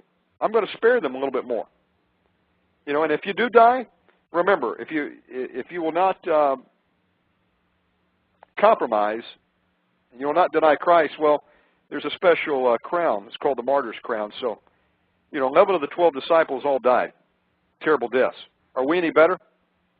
You know, it is an honorable way to go out if it comes down to that. But, folks, I honestly would like to make it to the end. I really don't relish the thought of getting my head cut off, but if that's what God chooses, and so be it. But my point is I believe there is an escape plan, like you said, Peter, and that is getting about the Father's business right now. Get into active duty for the Lord. Start trying to wake up your friends. I mean, look, folks, eternity is not that far away from many people right now. And if you do not warn them, those people have no second chance when the spirit leaves the body. They're going to be an eternity in the devil's hell that God did not want any of us to go to. It's time to wake up. It's time to warn our families. It's time to get prepared spiritually. It's time to take the physical preparations that God may have you to do. And then it's also time to understand that even in all that you can do, it may run out. It probably will run out, and then it's going to be the supernatural provision of God. I want to share one other thing. You're talking about dreams. My grandfather had a dream. The Lord showed him the time coming. He was in a food line. He said the line wrapped around block after block. I mean, it just went a long way. He was downtown Atlanta, actually, he said, and after hours, he finally made his way up to the front of the line, and people were waiting for food and water. And he said there was a desk up at the front of the line, and there was a lady sitting behind it. She says, "Do you have the mark?" He said, "Nope." She says, "I can't help you then. Only those that have the mark get the food rationing." Yeah, FEMA will have some food be handed out, but when that time comes, you don't have the mark of the beast, you don't get it. And we know what that is. That's a one-way trip to hell. So my point is these times are coming, and they're fast upon us. The only hope we got right now, Peter, for those of you listening, is Jesus Christ. If you've never fasted, now would be a good time to do it. If you've never opened up your Bible, now would be a time to do it. Turn off your TVs. Get into the Word of God. Remember, there's not any man that's going to be able to save you in this hour. Only Jesus Christ can. We've got about 10 minutes remaining, Peter. I'd like you to say any final comments, and then I would like you to go ahead and pray for those that are listening on this special day, 4th of July, here in America. Yeah, Shannon, I totally your statement, and I got a lot of confirmation on that. There's still patriots that are dreaming about taking the country back. I got a note from an Army officer saying, we are ordered, if there is cities of resistance or small towns of resistance that will not conform, we will carpet bomb them. So, like Shannon said, the only way out is a spiritual way out. And it's going to be a terrible day for those. And on the other side, and at the same time, it's going to be an awesome day for those who serve the Lord. I literally believe that we will be walking through the cities, into the cities, and out of the cities, and that will truly protect us, make us invisible.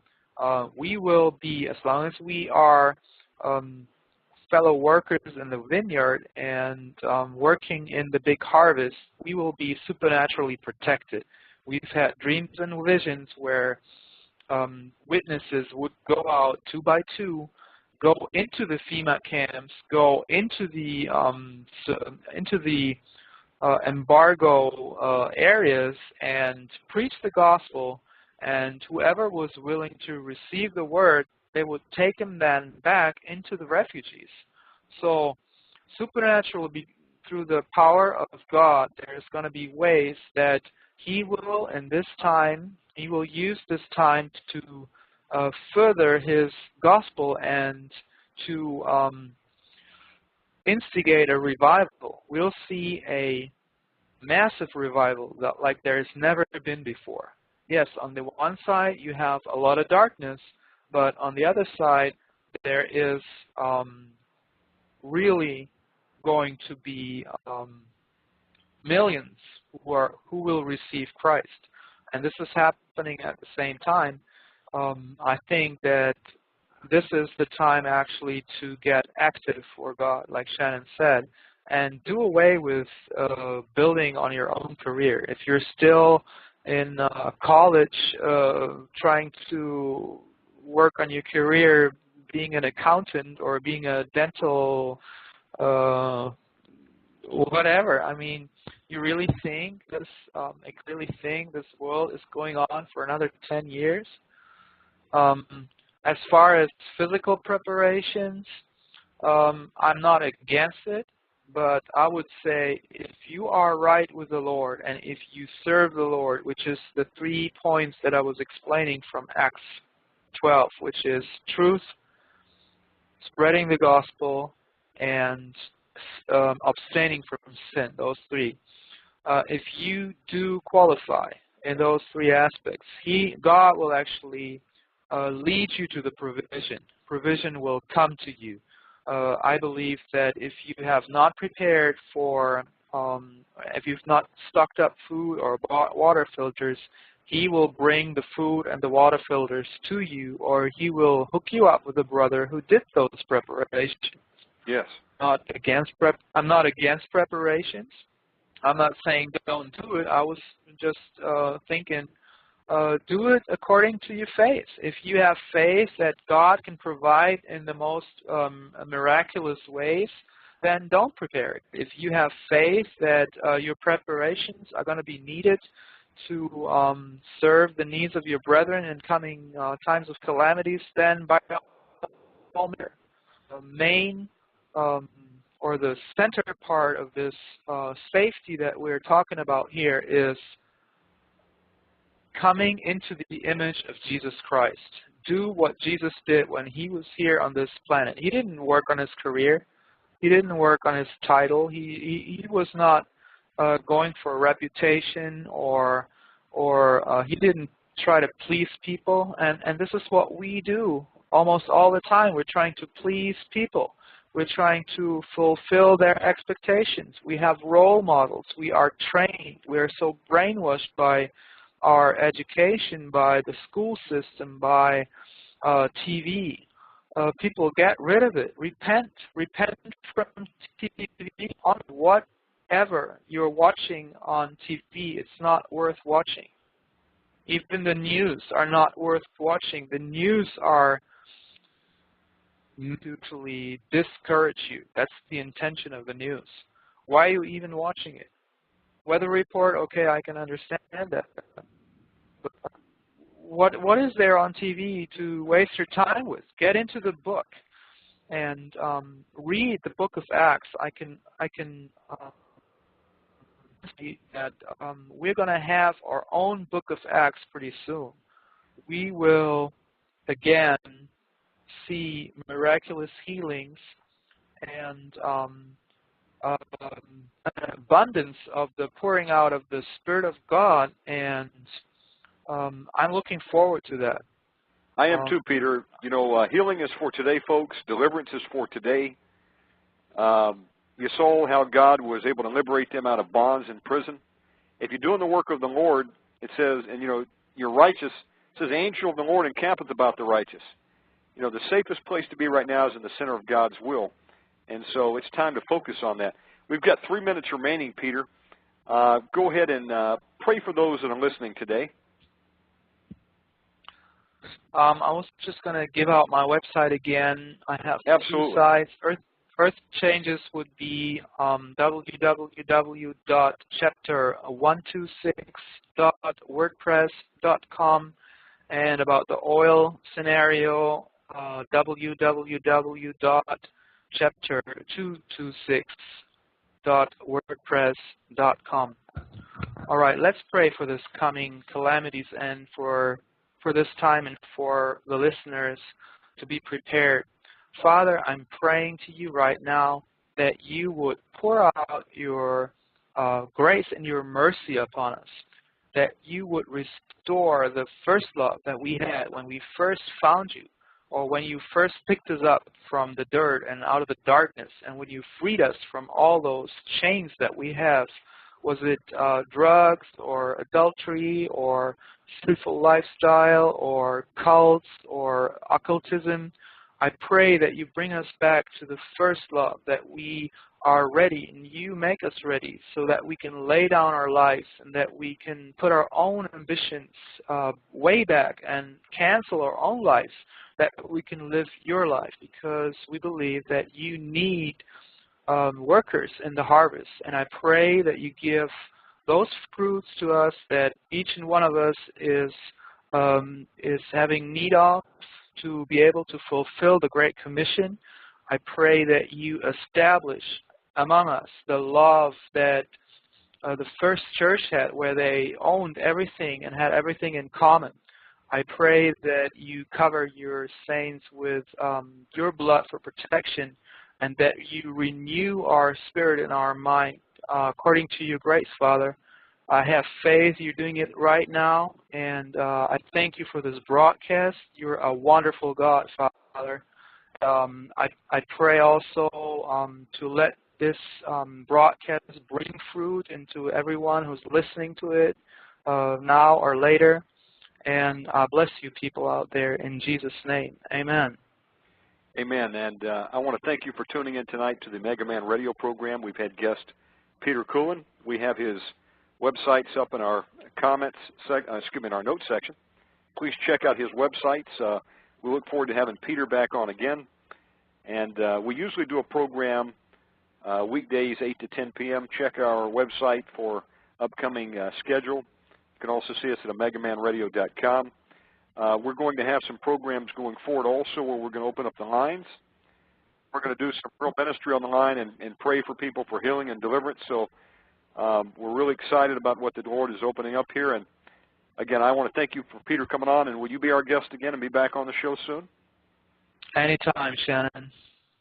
The Lord bless and keep you, Peter, for being a watchman on the wall and putting out the truth, brother. It's not a popular message, but we're talking about souls here. And guys, if you're listening, you know, we could talk about a lot of things, but if we didn't love you, we wouldn't be telling you the truth right now. So God bless you out there for listening. Tell a friend. Come back next time and tune in for more Omega Man Radio. God bless you all.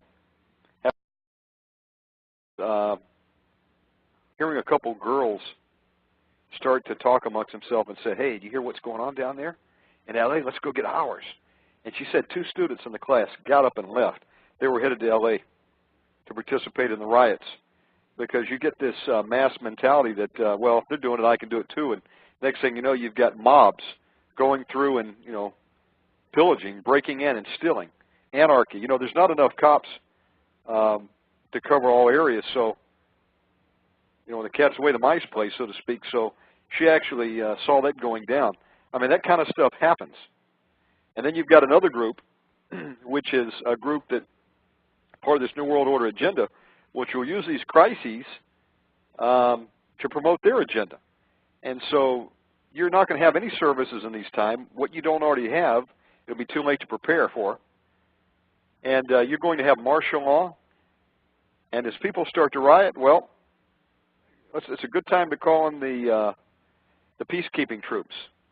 Next thing you know, you've got people paratrooping in, driving through in convoys with the Humvees, and you do not want to be on the streets or looking for what you need in that scenario.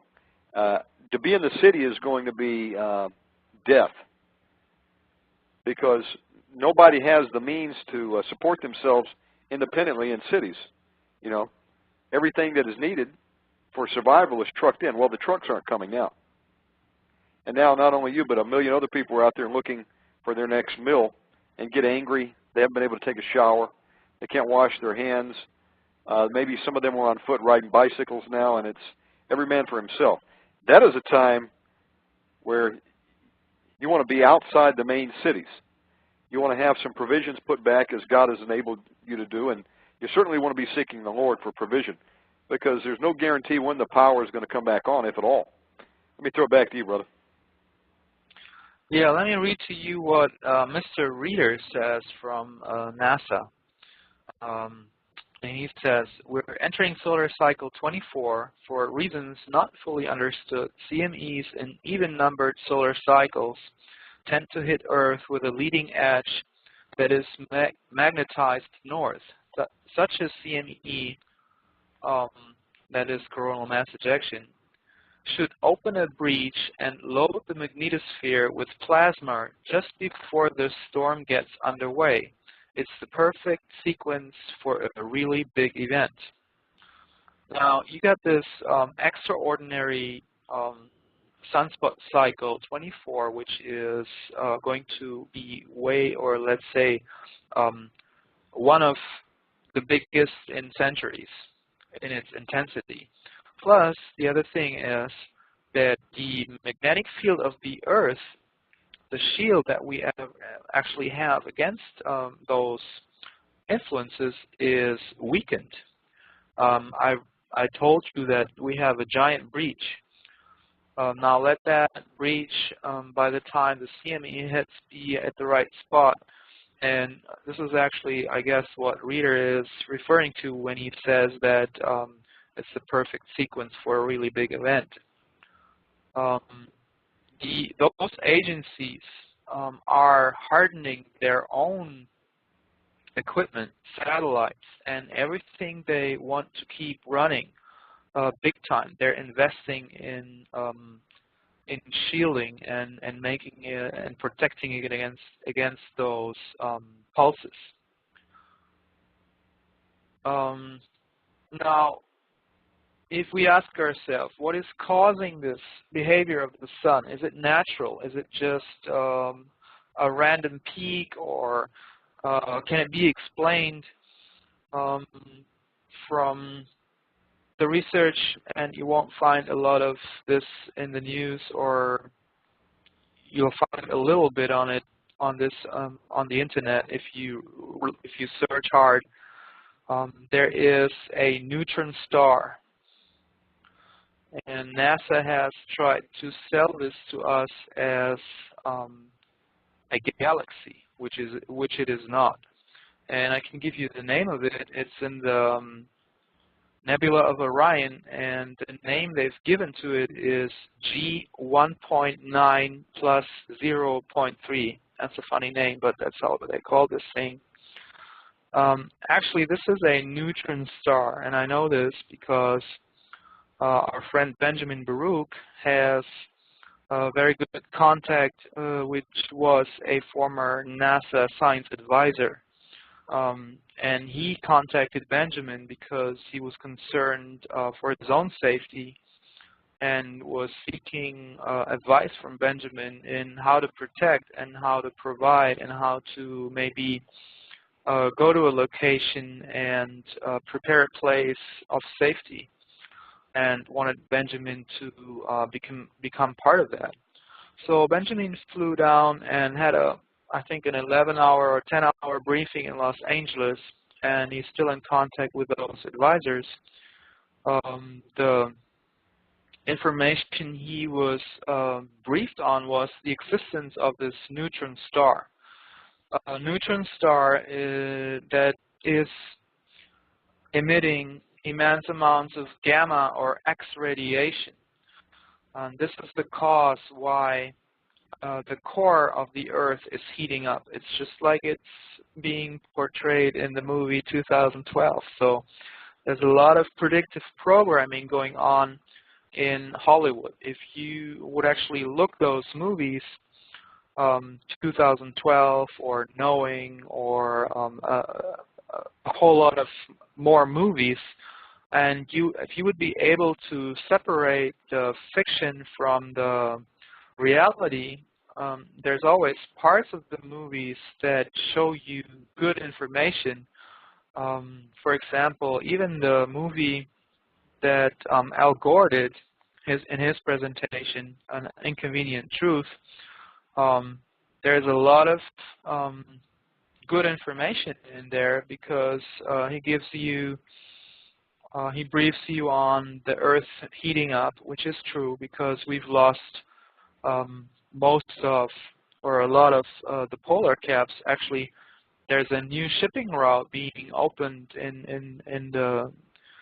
at the North Pole, which was closed for hundreds of years, and the amount of ice that we've lost there gives a whole lot of other problems. But where I was going is, he was talking in his movie, Al Gore that is, about rising ocean levels and about flooding of coastal areas, about tsunamis, and he's right on that. Everything he says will come. He's wrong in his timeline. He was saying between 2016 and 2050 it will get bad, and from 2050 it will get real bad. From what I can see is it will get bad way earlier than that. And also fiction in this movie is the cause is definitely not carbon dioxide. So there is different causes that are responsible for those Earth changes, some of which can be addressed to the existence of the neutron star. The gamma radiation heats up the core of the Earth. Now, if you have a body of molten iron, that's at least that's the theory of how our Earth is, the physics of our Earth. I'm not going to deny it. I'm just going to work with that model. I don't know if it's true. But if you can imagine a globe being heated up from the inside, because this is where the gamma radiation hits. It hits the mass. This is expanding, and that's actually what we are observing right now, that the Earth's crust is cracking up and the Earth is expanding. And you got a lot of pressure. You see that in earthquakes, and you see that in rising of volcanic activity, and you see that in bursting oil wells. And the Gulf of Mexico is not the only one. There's more that are not being reported. Of course, the media is trying to keep everybody calm and not report on it. They're announcing it maybe in Hollywood, and here and there you have a few scientists who pick up the matter, like James McKinney. There's another person, which is John Moore, towards carbon dioxide and emissions from man-made emissions, because we're going to talk about the other planets in the solar system. Let's see if there is changes that we see there. That, for example, Venus is getting brighter. That's an observation that is well known. I'm studying here from an article from Alex Ansary from 2009, and he's collected quite a bit of information on those other planets. Jupiter energetic charges, they have risen so high that there's actually a visible tube of ionizing radiation formed between Jupiter itself and one of its moons.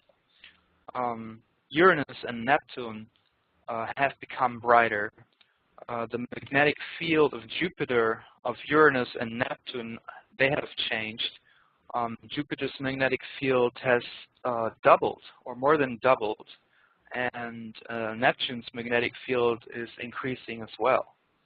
And all these planets are becoming brighter, and the atmospheric qualities also are changing. This is found from Russian studies. So we see that there is changes in the magnetic fields of those planets.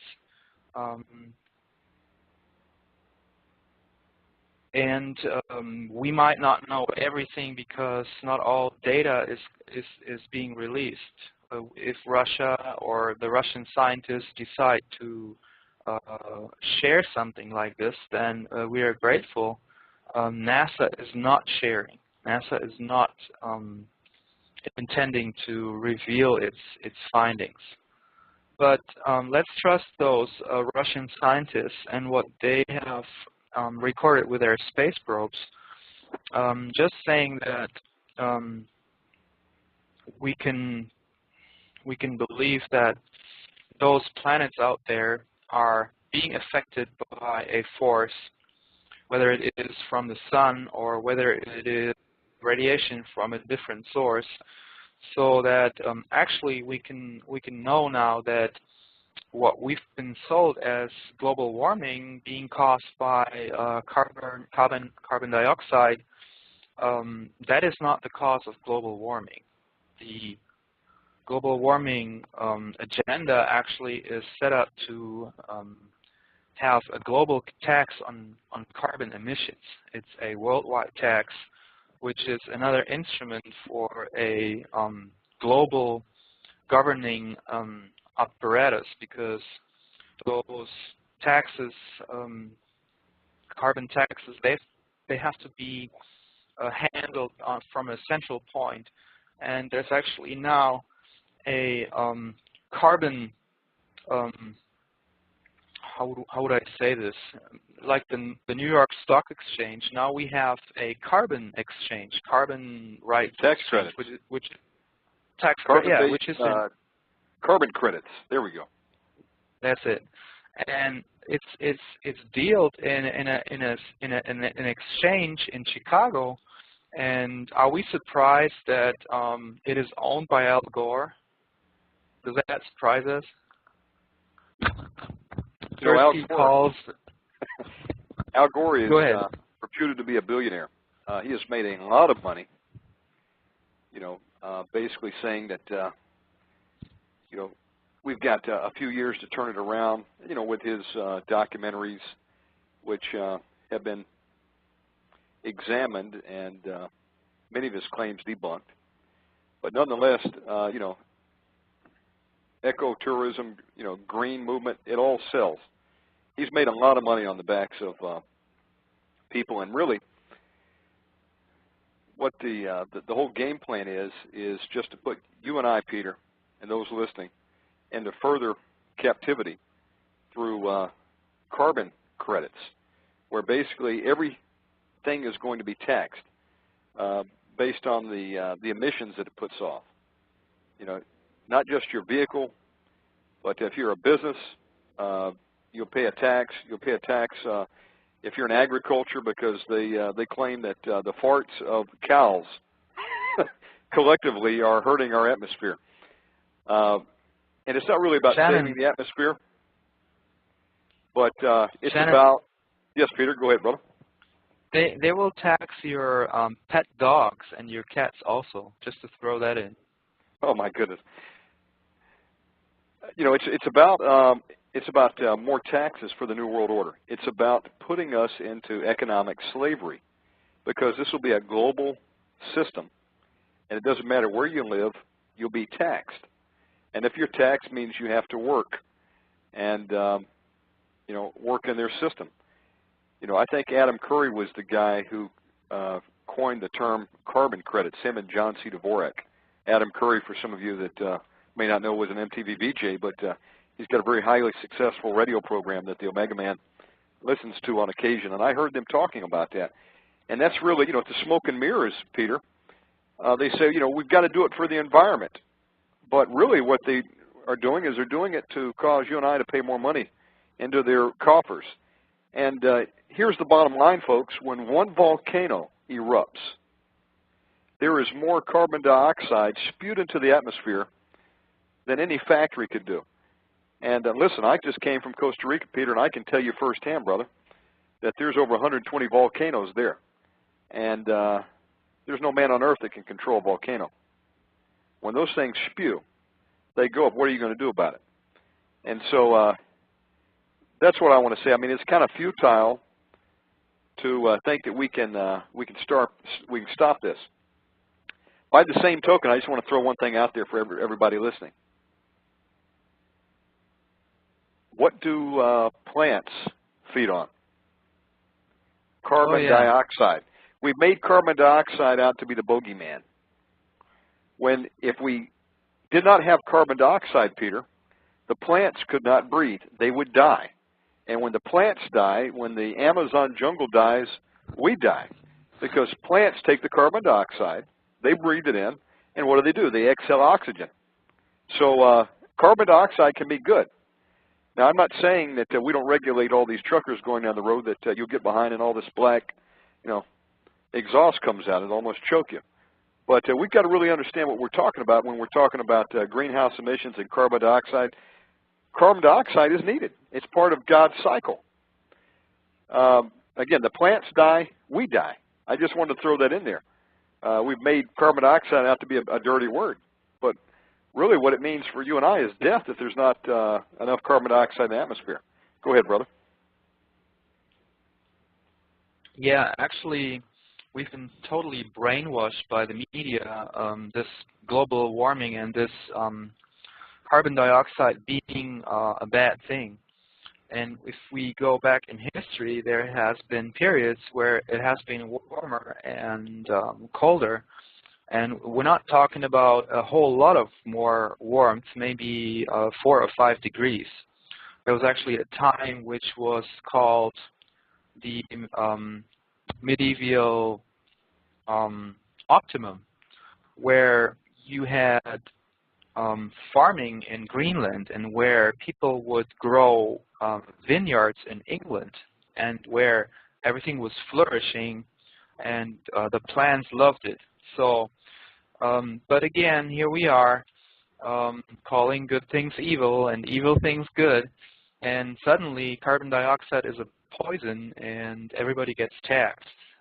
In my opinion, it's an instrument of global governance, of control, because once those regulations are instrumented, they can check your house or check your factory and give not only recommendations but demand that you do this and change that, and because otherwise you will violate the carbon regulations. So they can actually put you out of business because you do not conform to the regulations. But honestly, it's a perverse science, because I am convinced the more carbon dioxide, the more life and the more plant life. And carbon dioxide is not toxic. Don't get mixed up. I'm not talking about car exhaust here. I'm talking about carbon dioxide. And what Al Gore did with his present. What you did not know was there was an EMP burst, and it fried all power grids. It fried the microchips in the CPU computer, which is in all the modern cars now. And whoa, it's just like, everything's dead. It's a scene right out of the Tom Cruise movie, The Day the Earth Stood Still. I mean, this is a realistic scenario, okay? And when that day comes, your cars don't work. Your electrical grid in the house has been fried.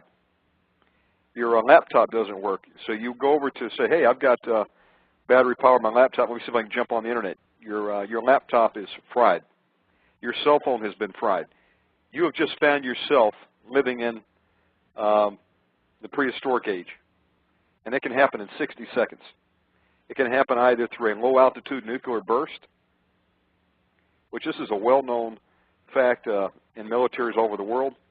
It's part of their arsenal to knock out the electrical grids over cities, and they'll do it with an EMP strike. It can also happen from solar flares. And we're going into a time of the solar maximum where there's going to be disruptions of the electrical grids. The satellites are going to be fried. All the way down to your neighborhood can potentially be fried. So, I mean, this is real stuff. We're so reliant on the electrical grid for everything that, I ask you, how many days have you lived without electricity before? Maybe some of you lived up in the northern states where the power got knocked off, due to a storm. So some of you may know what I'm talking about. I can tell you from firsthand experience, just coming back from Costa Rica a few months ago. Prior to coming back, Peter, as God is my witness, we were having power outages every day. We were having water outages. Couple the two and you're really in trouble. And the electrical is tied in even to the water. You have no electricity unless you have a well. Your water supply is probably going to be cut off. So you have no power, you have no water, Your sanitary conditions start to fade very quickly. What are you going to do? I've lived like that. And I can tell you it's not any fun. It's not any fun waking up and realizing I can't take a shower because there's no water coming out of the spigot. And you very quickly learn, hey, I've got to even have water to flush my toilet. Thank God for baby wipes, Peter. But listen, these days are coming, and there is no backup plan for you and I as far as the government is concerned. There's no contingency plan. They have a plan for themselves, and that's called go under and hide for a while in the bunkers. We talked about this in another show, Peter, how the CIA has been moving their headquarters of operations from Langley out to Denver now since 2007, according to some reports. How many government agencies are disbanding operations and moving. And they're moving to areas where they have hardened underground bunker complexes, okay, which have been hardened against the EMP strikes, either man-made or solar, and they prepared with water, with generators, with food. And when the day comes, you and I wake up and we emerge from our homes, and you see everybody walking the streets, just like you. And you realize, hey, somebody's forgotten about us. I mean, this is a scene right out of these movies, like Knowing, 2012, Deep Impact, some of these others. This day is coming very soon.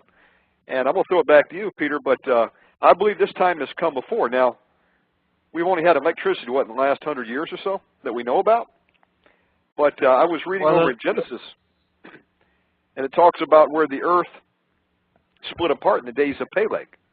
And there's some pretty strong evidence that this has happened before. And the Earth's axis has changed. We've been hit with solar strikes.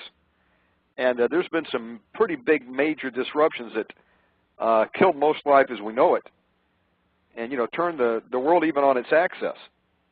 Let me throw it back to you before I start preaching. Yeah, you gave a pretty good description, Shannon, of how our life would look like without electricity. We've seen a small precursor of this in 1859, where we had a huge flare. Well, back in 1859, we didn't have a society that like we have today that is totally dependable on electrical power. Now, a widespread power outage today in our society, that would result in chaos and riots and possibly civil war within a very short time, less than a week, I guess, because there won't be any more service. People will not be able, at least if you live in a big city, you won't be able to fulfill your needs of food and you pretty fast run out of water because the water system is all run by electrical pumps. And anything that anything based on electricity won't work, water supply won't work, and even the sewage won't work. But there's another phenomena that I just want to briefly mention, which is the impact on the psychology, or how actually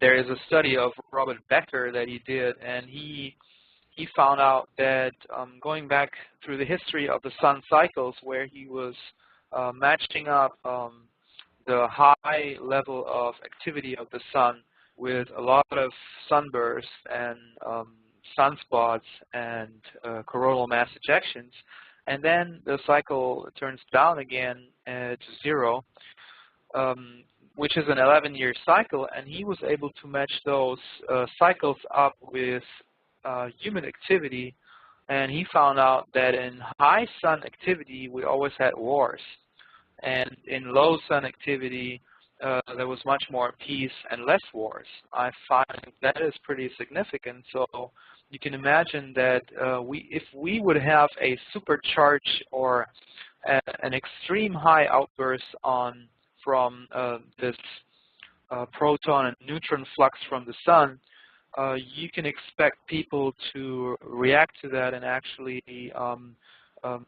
engage in some psychotic activity or behave unnormal and be aggressive. And there is other research from Russian scientists that were able to influence even the moral thought patterns of people simply by exposing them to magnetic fields, which is in fact what the sun does, or what those ejections do. They influence the magnetic field. Yeah, there's even some belief, Peter, yes, I agree that these have effect on brain waves, and as you have more increased solar activity, you also have more of an increase in some psychotic behavior in certain individuals. So, you know, it can turn into a Mad Max scenario very quickly, and you can tie it back to the sun. You know, I mention movies a lot, Peter. I'm a movie buff. You know, when I was raised growing up, my father wasn't the type that would we'd spend the weekend, you know, watching sports on TV. We usually went to the movies, so, you know, it's just kind of ingrained into me. So I've seen a lot of movies over the years, but there's a movie that talks about what we're talking about tonight. It's called The Trigger Effect. It's not a very well-known movie. It was done back in '96. The main actress was Elizabeth Shue. But if you have a chance to rent that, maybe you could even find it up on iTunes. Check this movie out because it shows a scenario where what we're talking about happens. An electrical grid is knocked down, and the crises that ensues as word starts to spread that no one knows why the electrical grid went down, when it's going to come back on. And you see, you know, families struggling. You know, they have a scene where they have a young infant who's ill and needs medication. And so they go to the store. They realize there's a blackout in the store. And then, you know, the telephones are not working. They need another prescription now. They can't get the doctor to call it into the pharmacy. So, you know, things that you take for granted, being able to get up and put gas in your car, even drive your car, okay, get prescriptions on the fly, get food. All this stuff now has been disrupted. And then remember, in calamity, you've got two forces that typically will go into motion. You've got the groups that will use that as an opportune time to scavenge and rape and pillage, like we've seen in some of these other events, like in, you know, in the LA riots. I remember my mother telling me a story, Peter. She was sitting in she was taking a class at that time. It was in Las Vegas, and she told me that she's sitting in class. It was like a beautician school, and she remembers, because if the New World Order has its way, with Satan at its helm, they want to plunge America into total captivity, and we're very close to that time. So we're going to be having a guest, Peter Kulin, on the line tonight from Sweden. We're going to have a 2-hour program tonight. We will open the lines. If you have any calls, any questions you'd like to pose with Peter or myself, the call-in number tonight for tonight's show will be area code 1-917-889-2745. And in the first hour, we're going to be talking about the coming EMP strike, which could put us into days of darkness. And in the second hour, we're going to be talking about Wormwood, Planet X, the coming inbound destroyer. So it should be an interesting show.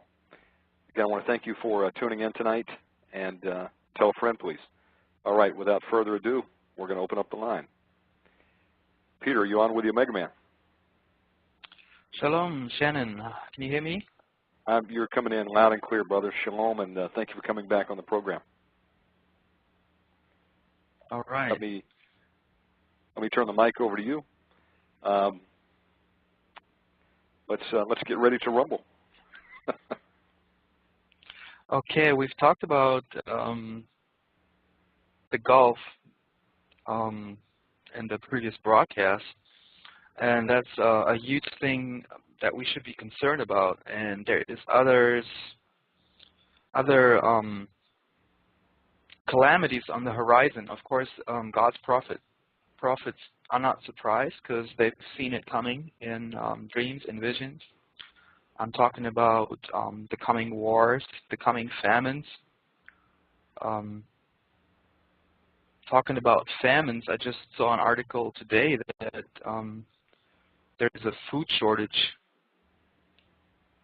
that is going to hit us. Food prices are rising, and we're going to have a hard time making enough money to go shopping the way we were used to go about buying food. And even Wall Street, they say, is surprised about the lack of food. The USDA reports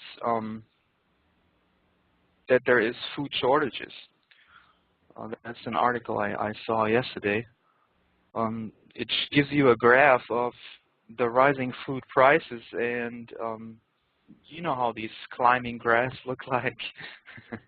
we see those climbing graphs in quite a variety of circumstances. We're seeing it with earthquakes. We're seeing it with natural disasters. They have increased. Natural disasters have increased by 400% in the last decade. That's a study that was produced by the organization Oxfam. After we had this huge tsunami in 2005, they actually went and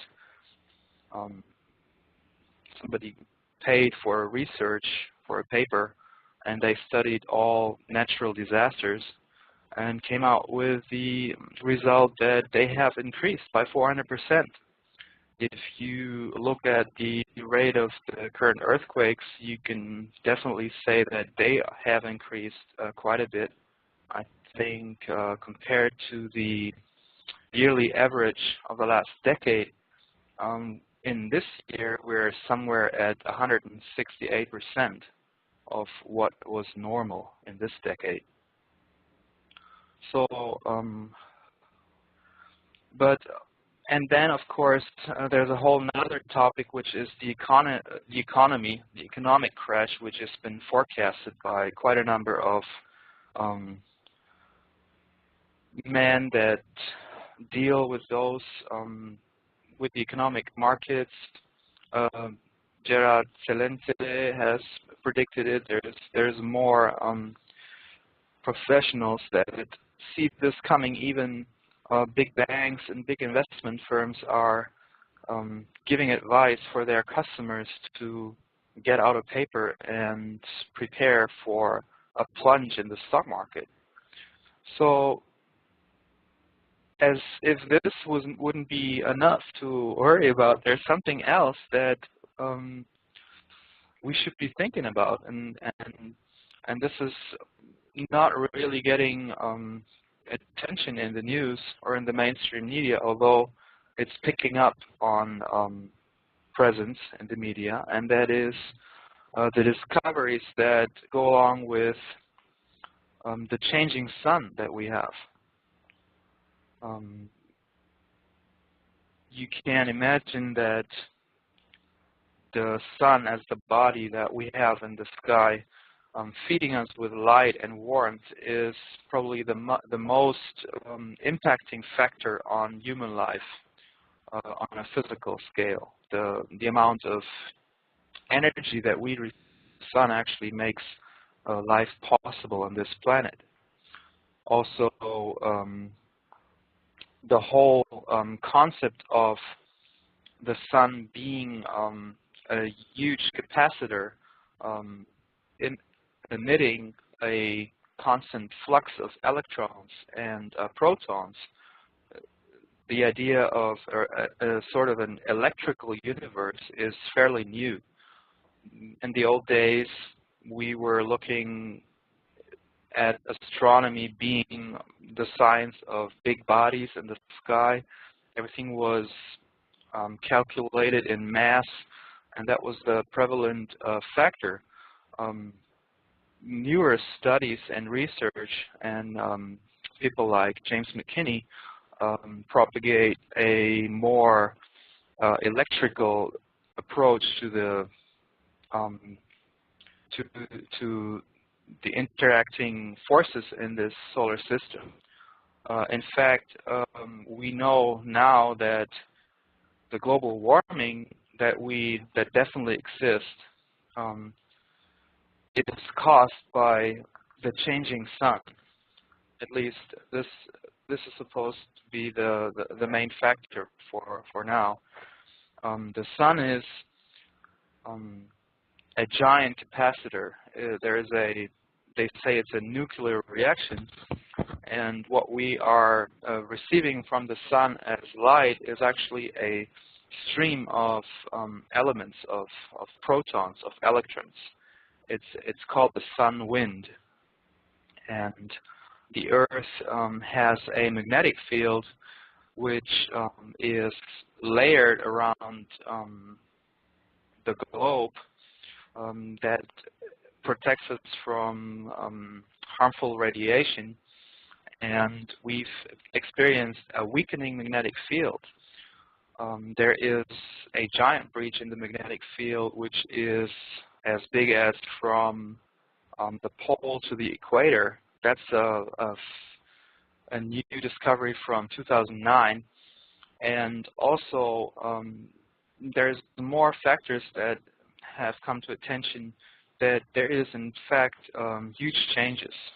For example,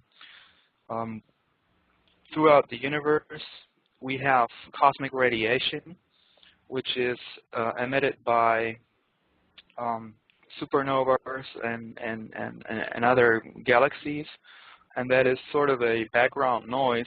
So those cosmic rays, they're natural. And in the environment that we were experiencing here on Earth throughout the history, it was always in balance. Now, we found out, or scientists found out, that the amount of cosmic rays that are penetrating the atmosphere has increased by 19% and is further increasing. This is a change. It could be addressed to the weakening magnetic field. Also, what we've seen in this current sunspot cycle 24 is it has been extraordinarily calm. We were expecting the sunspot cycle to peak in 2012. It has been postponed till 2013. Right now, we don't have a lot of sun wind, which also gives a problem to our climate, because the sun wind actually, in a good measure, is helping to blow away those other radiations that would otherwise penetrate and hit the Earth. Now, let me tell you about some observations that we have made throughout the solar system that can definitely not be addressed. Vegetation was actually pretty smart. Remember where he was showing those two graphs that would go up and down, and they were one was up and one was laying beneath, and they seem to have the same pattern. Now, some people have, and that was temperature, global temperature, and CO2 concentration. And people were convinced that those have a correlation. What Al Gore didn't do in his presentation was actually putting those two lines on top of each other. Because if he would have done that, you would have seen that the rising carbon, that the carbon dioxide, the rise in carbon dioxide would precede the rise in temperature would precede the rise in carbon dioxide by as much as 800 years.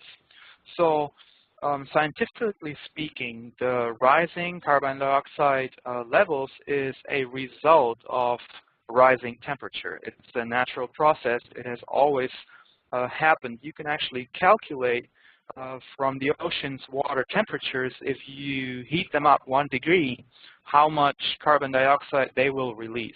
That's a pretty solid science. And he was trying to sell you, Al Gore that is, and the IPCC from the United Nations, that the rising temperature is a result of carbon dioxide. So they have turned it around. they have made the result the cause. So they're fooling you big time. And I remember in the last years, you had an article about global warming in the newspaper almost every other day.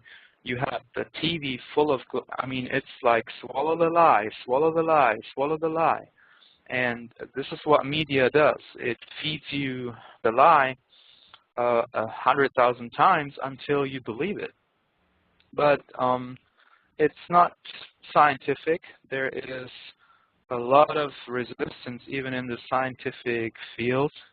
And the fact is, carbon dioxide is productive for plant life. It will give us more harvest in the agriculture.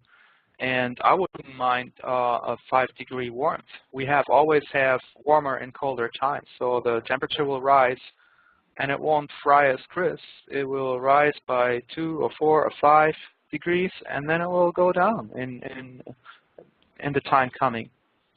But you know what's interesting, Peter, is that just as some would make the statement that it's getting, hotter and we see the icebergs melting, some of that is true, no doubt about it. But also, it's getting colder. So you ask yourself, how can that be? Listen, there are some major Earth changes going on, folks. I mean, undoubtedly, every year we go through these storms. It's just getting colder and colder. I mean, how can it be hotter and colder? I don't know. All I know is that there is an upheaval going on, Peter. But you know what? I can tell you.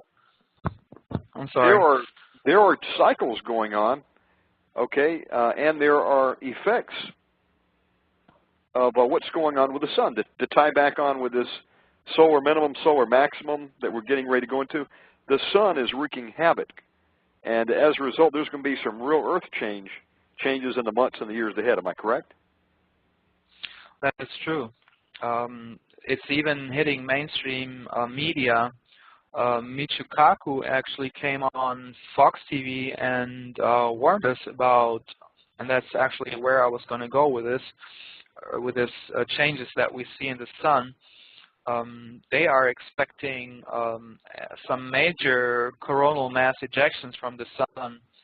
I think the amount of satellites that the different space agencies, not only NASA, but also AXA and the European Space Agency, ESA, they have put up observatories, satellites, to study the sun. They know that something is going to happen very soon. And Michio Kaku explains it on TV. He went to Fox News. We've seen those kind of articles about the sun going to fry our power grid. And that is not an empty fear. Based on the research that I've done over the last year, I came across evidence that actually electrical engineers have worked overtime over the last years, or the last 5 to 10 years, to find a method to harden certain parts of the power plants that generate electricity. And after the investment of a lot of money and a lot of brains that were involved in the project, they've come to the conclusion that it cannot be shielded, it cannot be protected enough. So on that basis, the estimation from the scientific community is that there is a 97% chance of losing the power grid in the next 3 years. That is a significant threat, I would say so. In my opinion, that would actually be a good reason for the elite to go underground, because not only will we lose the power grid, and for example, why would we lose the power grid? Let me explain this. a coronal mass ejection is to be compared to an electromagnetic pulse. That energy, that pulsating energy, will be picked up by any wire or by any electrical system and actually overcharge the system and fry your wiring in your chip or on your board, whatever you're running. It will be useless. Also, power plants will not be able to withstand that pulse. They will break down, and the United States does not have all those transformators in stock that they would need to bring it back up. Some people would think, well, we're just going to fix it, but no, you won't fix it because, well, you can try to fix it. It'll take you years. It'll take you, I don't know, estimations are it'll take you 8 to 10 years to fix the grid. This could be done by an atomic explosion in a low altitude, like it was, like we were portraying in the last broadcast, that it could actually be done by the weapon system, by exploding a nuclear device. Or we could see this coming from the sun, because those interstellar coronal mass ejections, if it's heading towards Earth, it will blast away the magnetic field, and that part of the Earth that is at that time exposed towards the sun will experience this pulse, and all electrical systems will fail unless they are hardened or shielded. Peter, I want to paint a picture for the listeners out there. You're in your bed. You went to bed at about 11 at night. You're sleeping, and all of a sudden you're awakened with a boom as a transformer on the electrical pole outside your house or apartment just explodes. And you say, what the heck was that? You wake up, you stumble over to the light switch, you flick it on, and there's nothing that comes on. There's no light. It's still pitch black. You start clicking the light switch to no avail. You're probably not sleeping with a flashlight by your bed like you should, like I've learned to do, living in some of these other overseas countries. And so you walk around in a pitch black house. You open up the door, and it's black outside. Other than the moon, the light poles are strangely off. And you say, whoa, what happened? Well, you say, well, I guess just an electrical blackout. Let me go back to bed. Well, you go back to bed, you wake up 7 o'clock, and you get up and you flick the light switch on, and still no light has come on. Now you go over to turn the TV on to get a report what's going on. Your TV's dead. You say, wow, let me get in my car. Let me drive around. You go outside to get in your car, and it doesn't crank.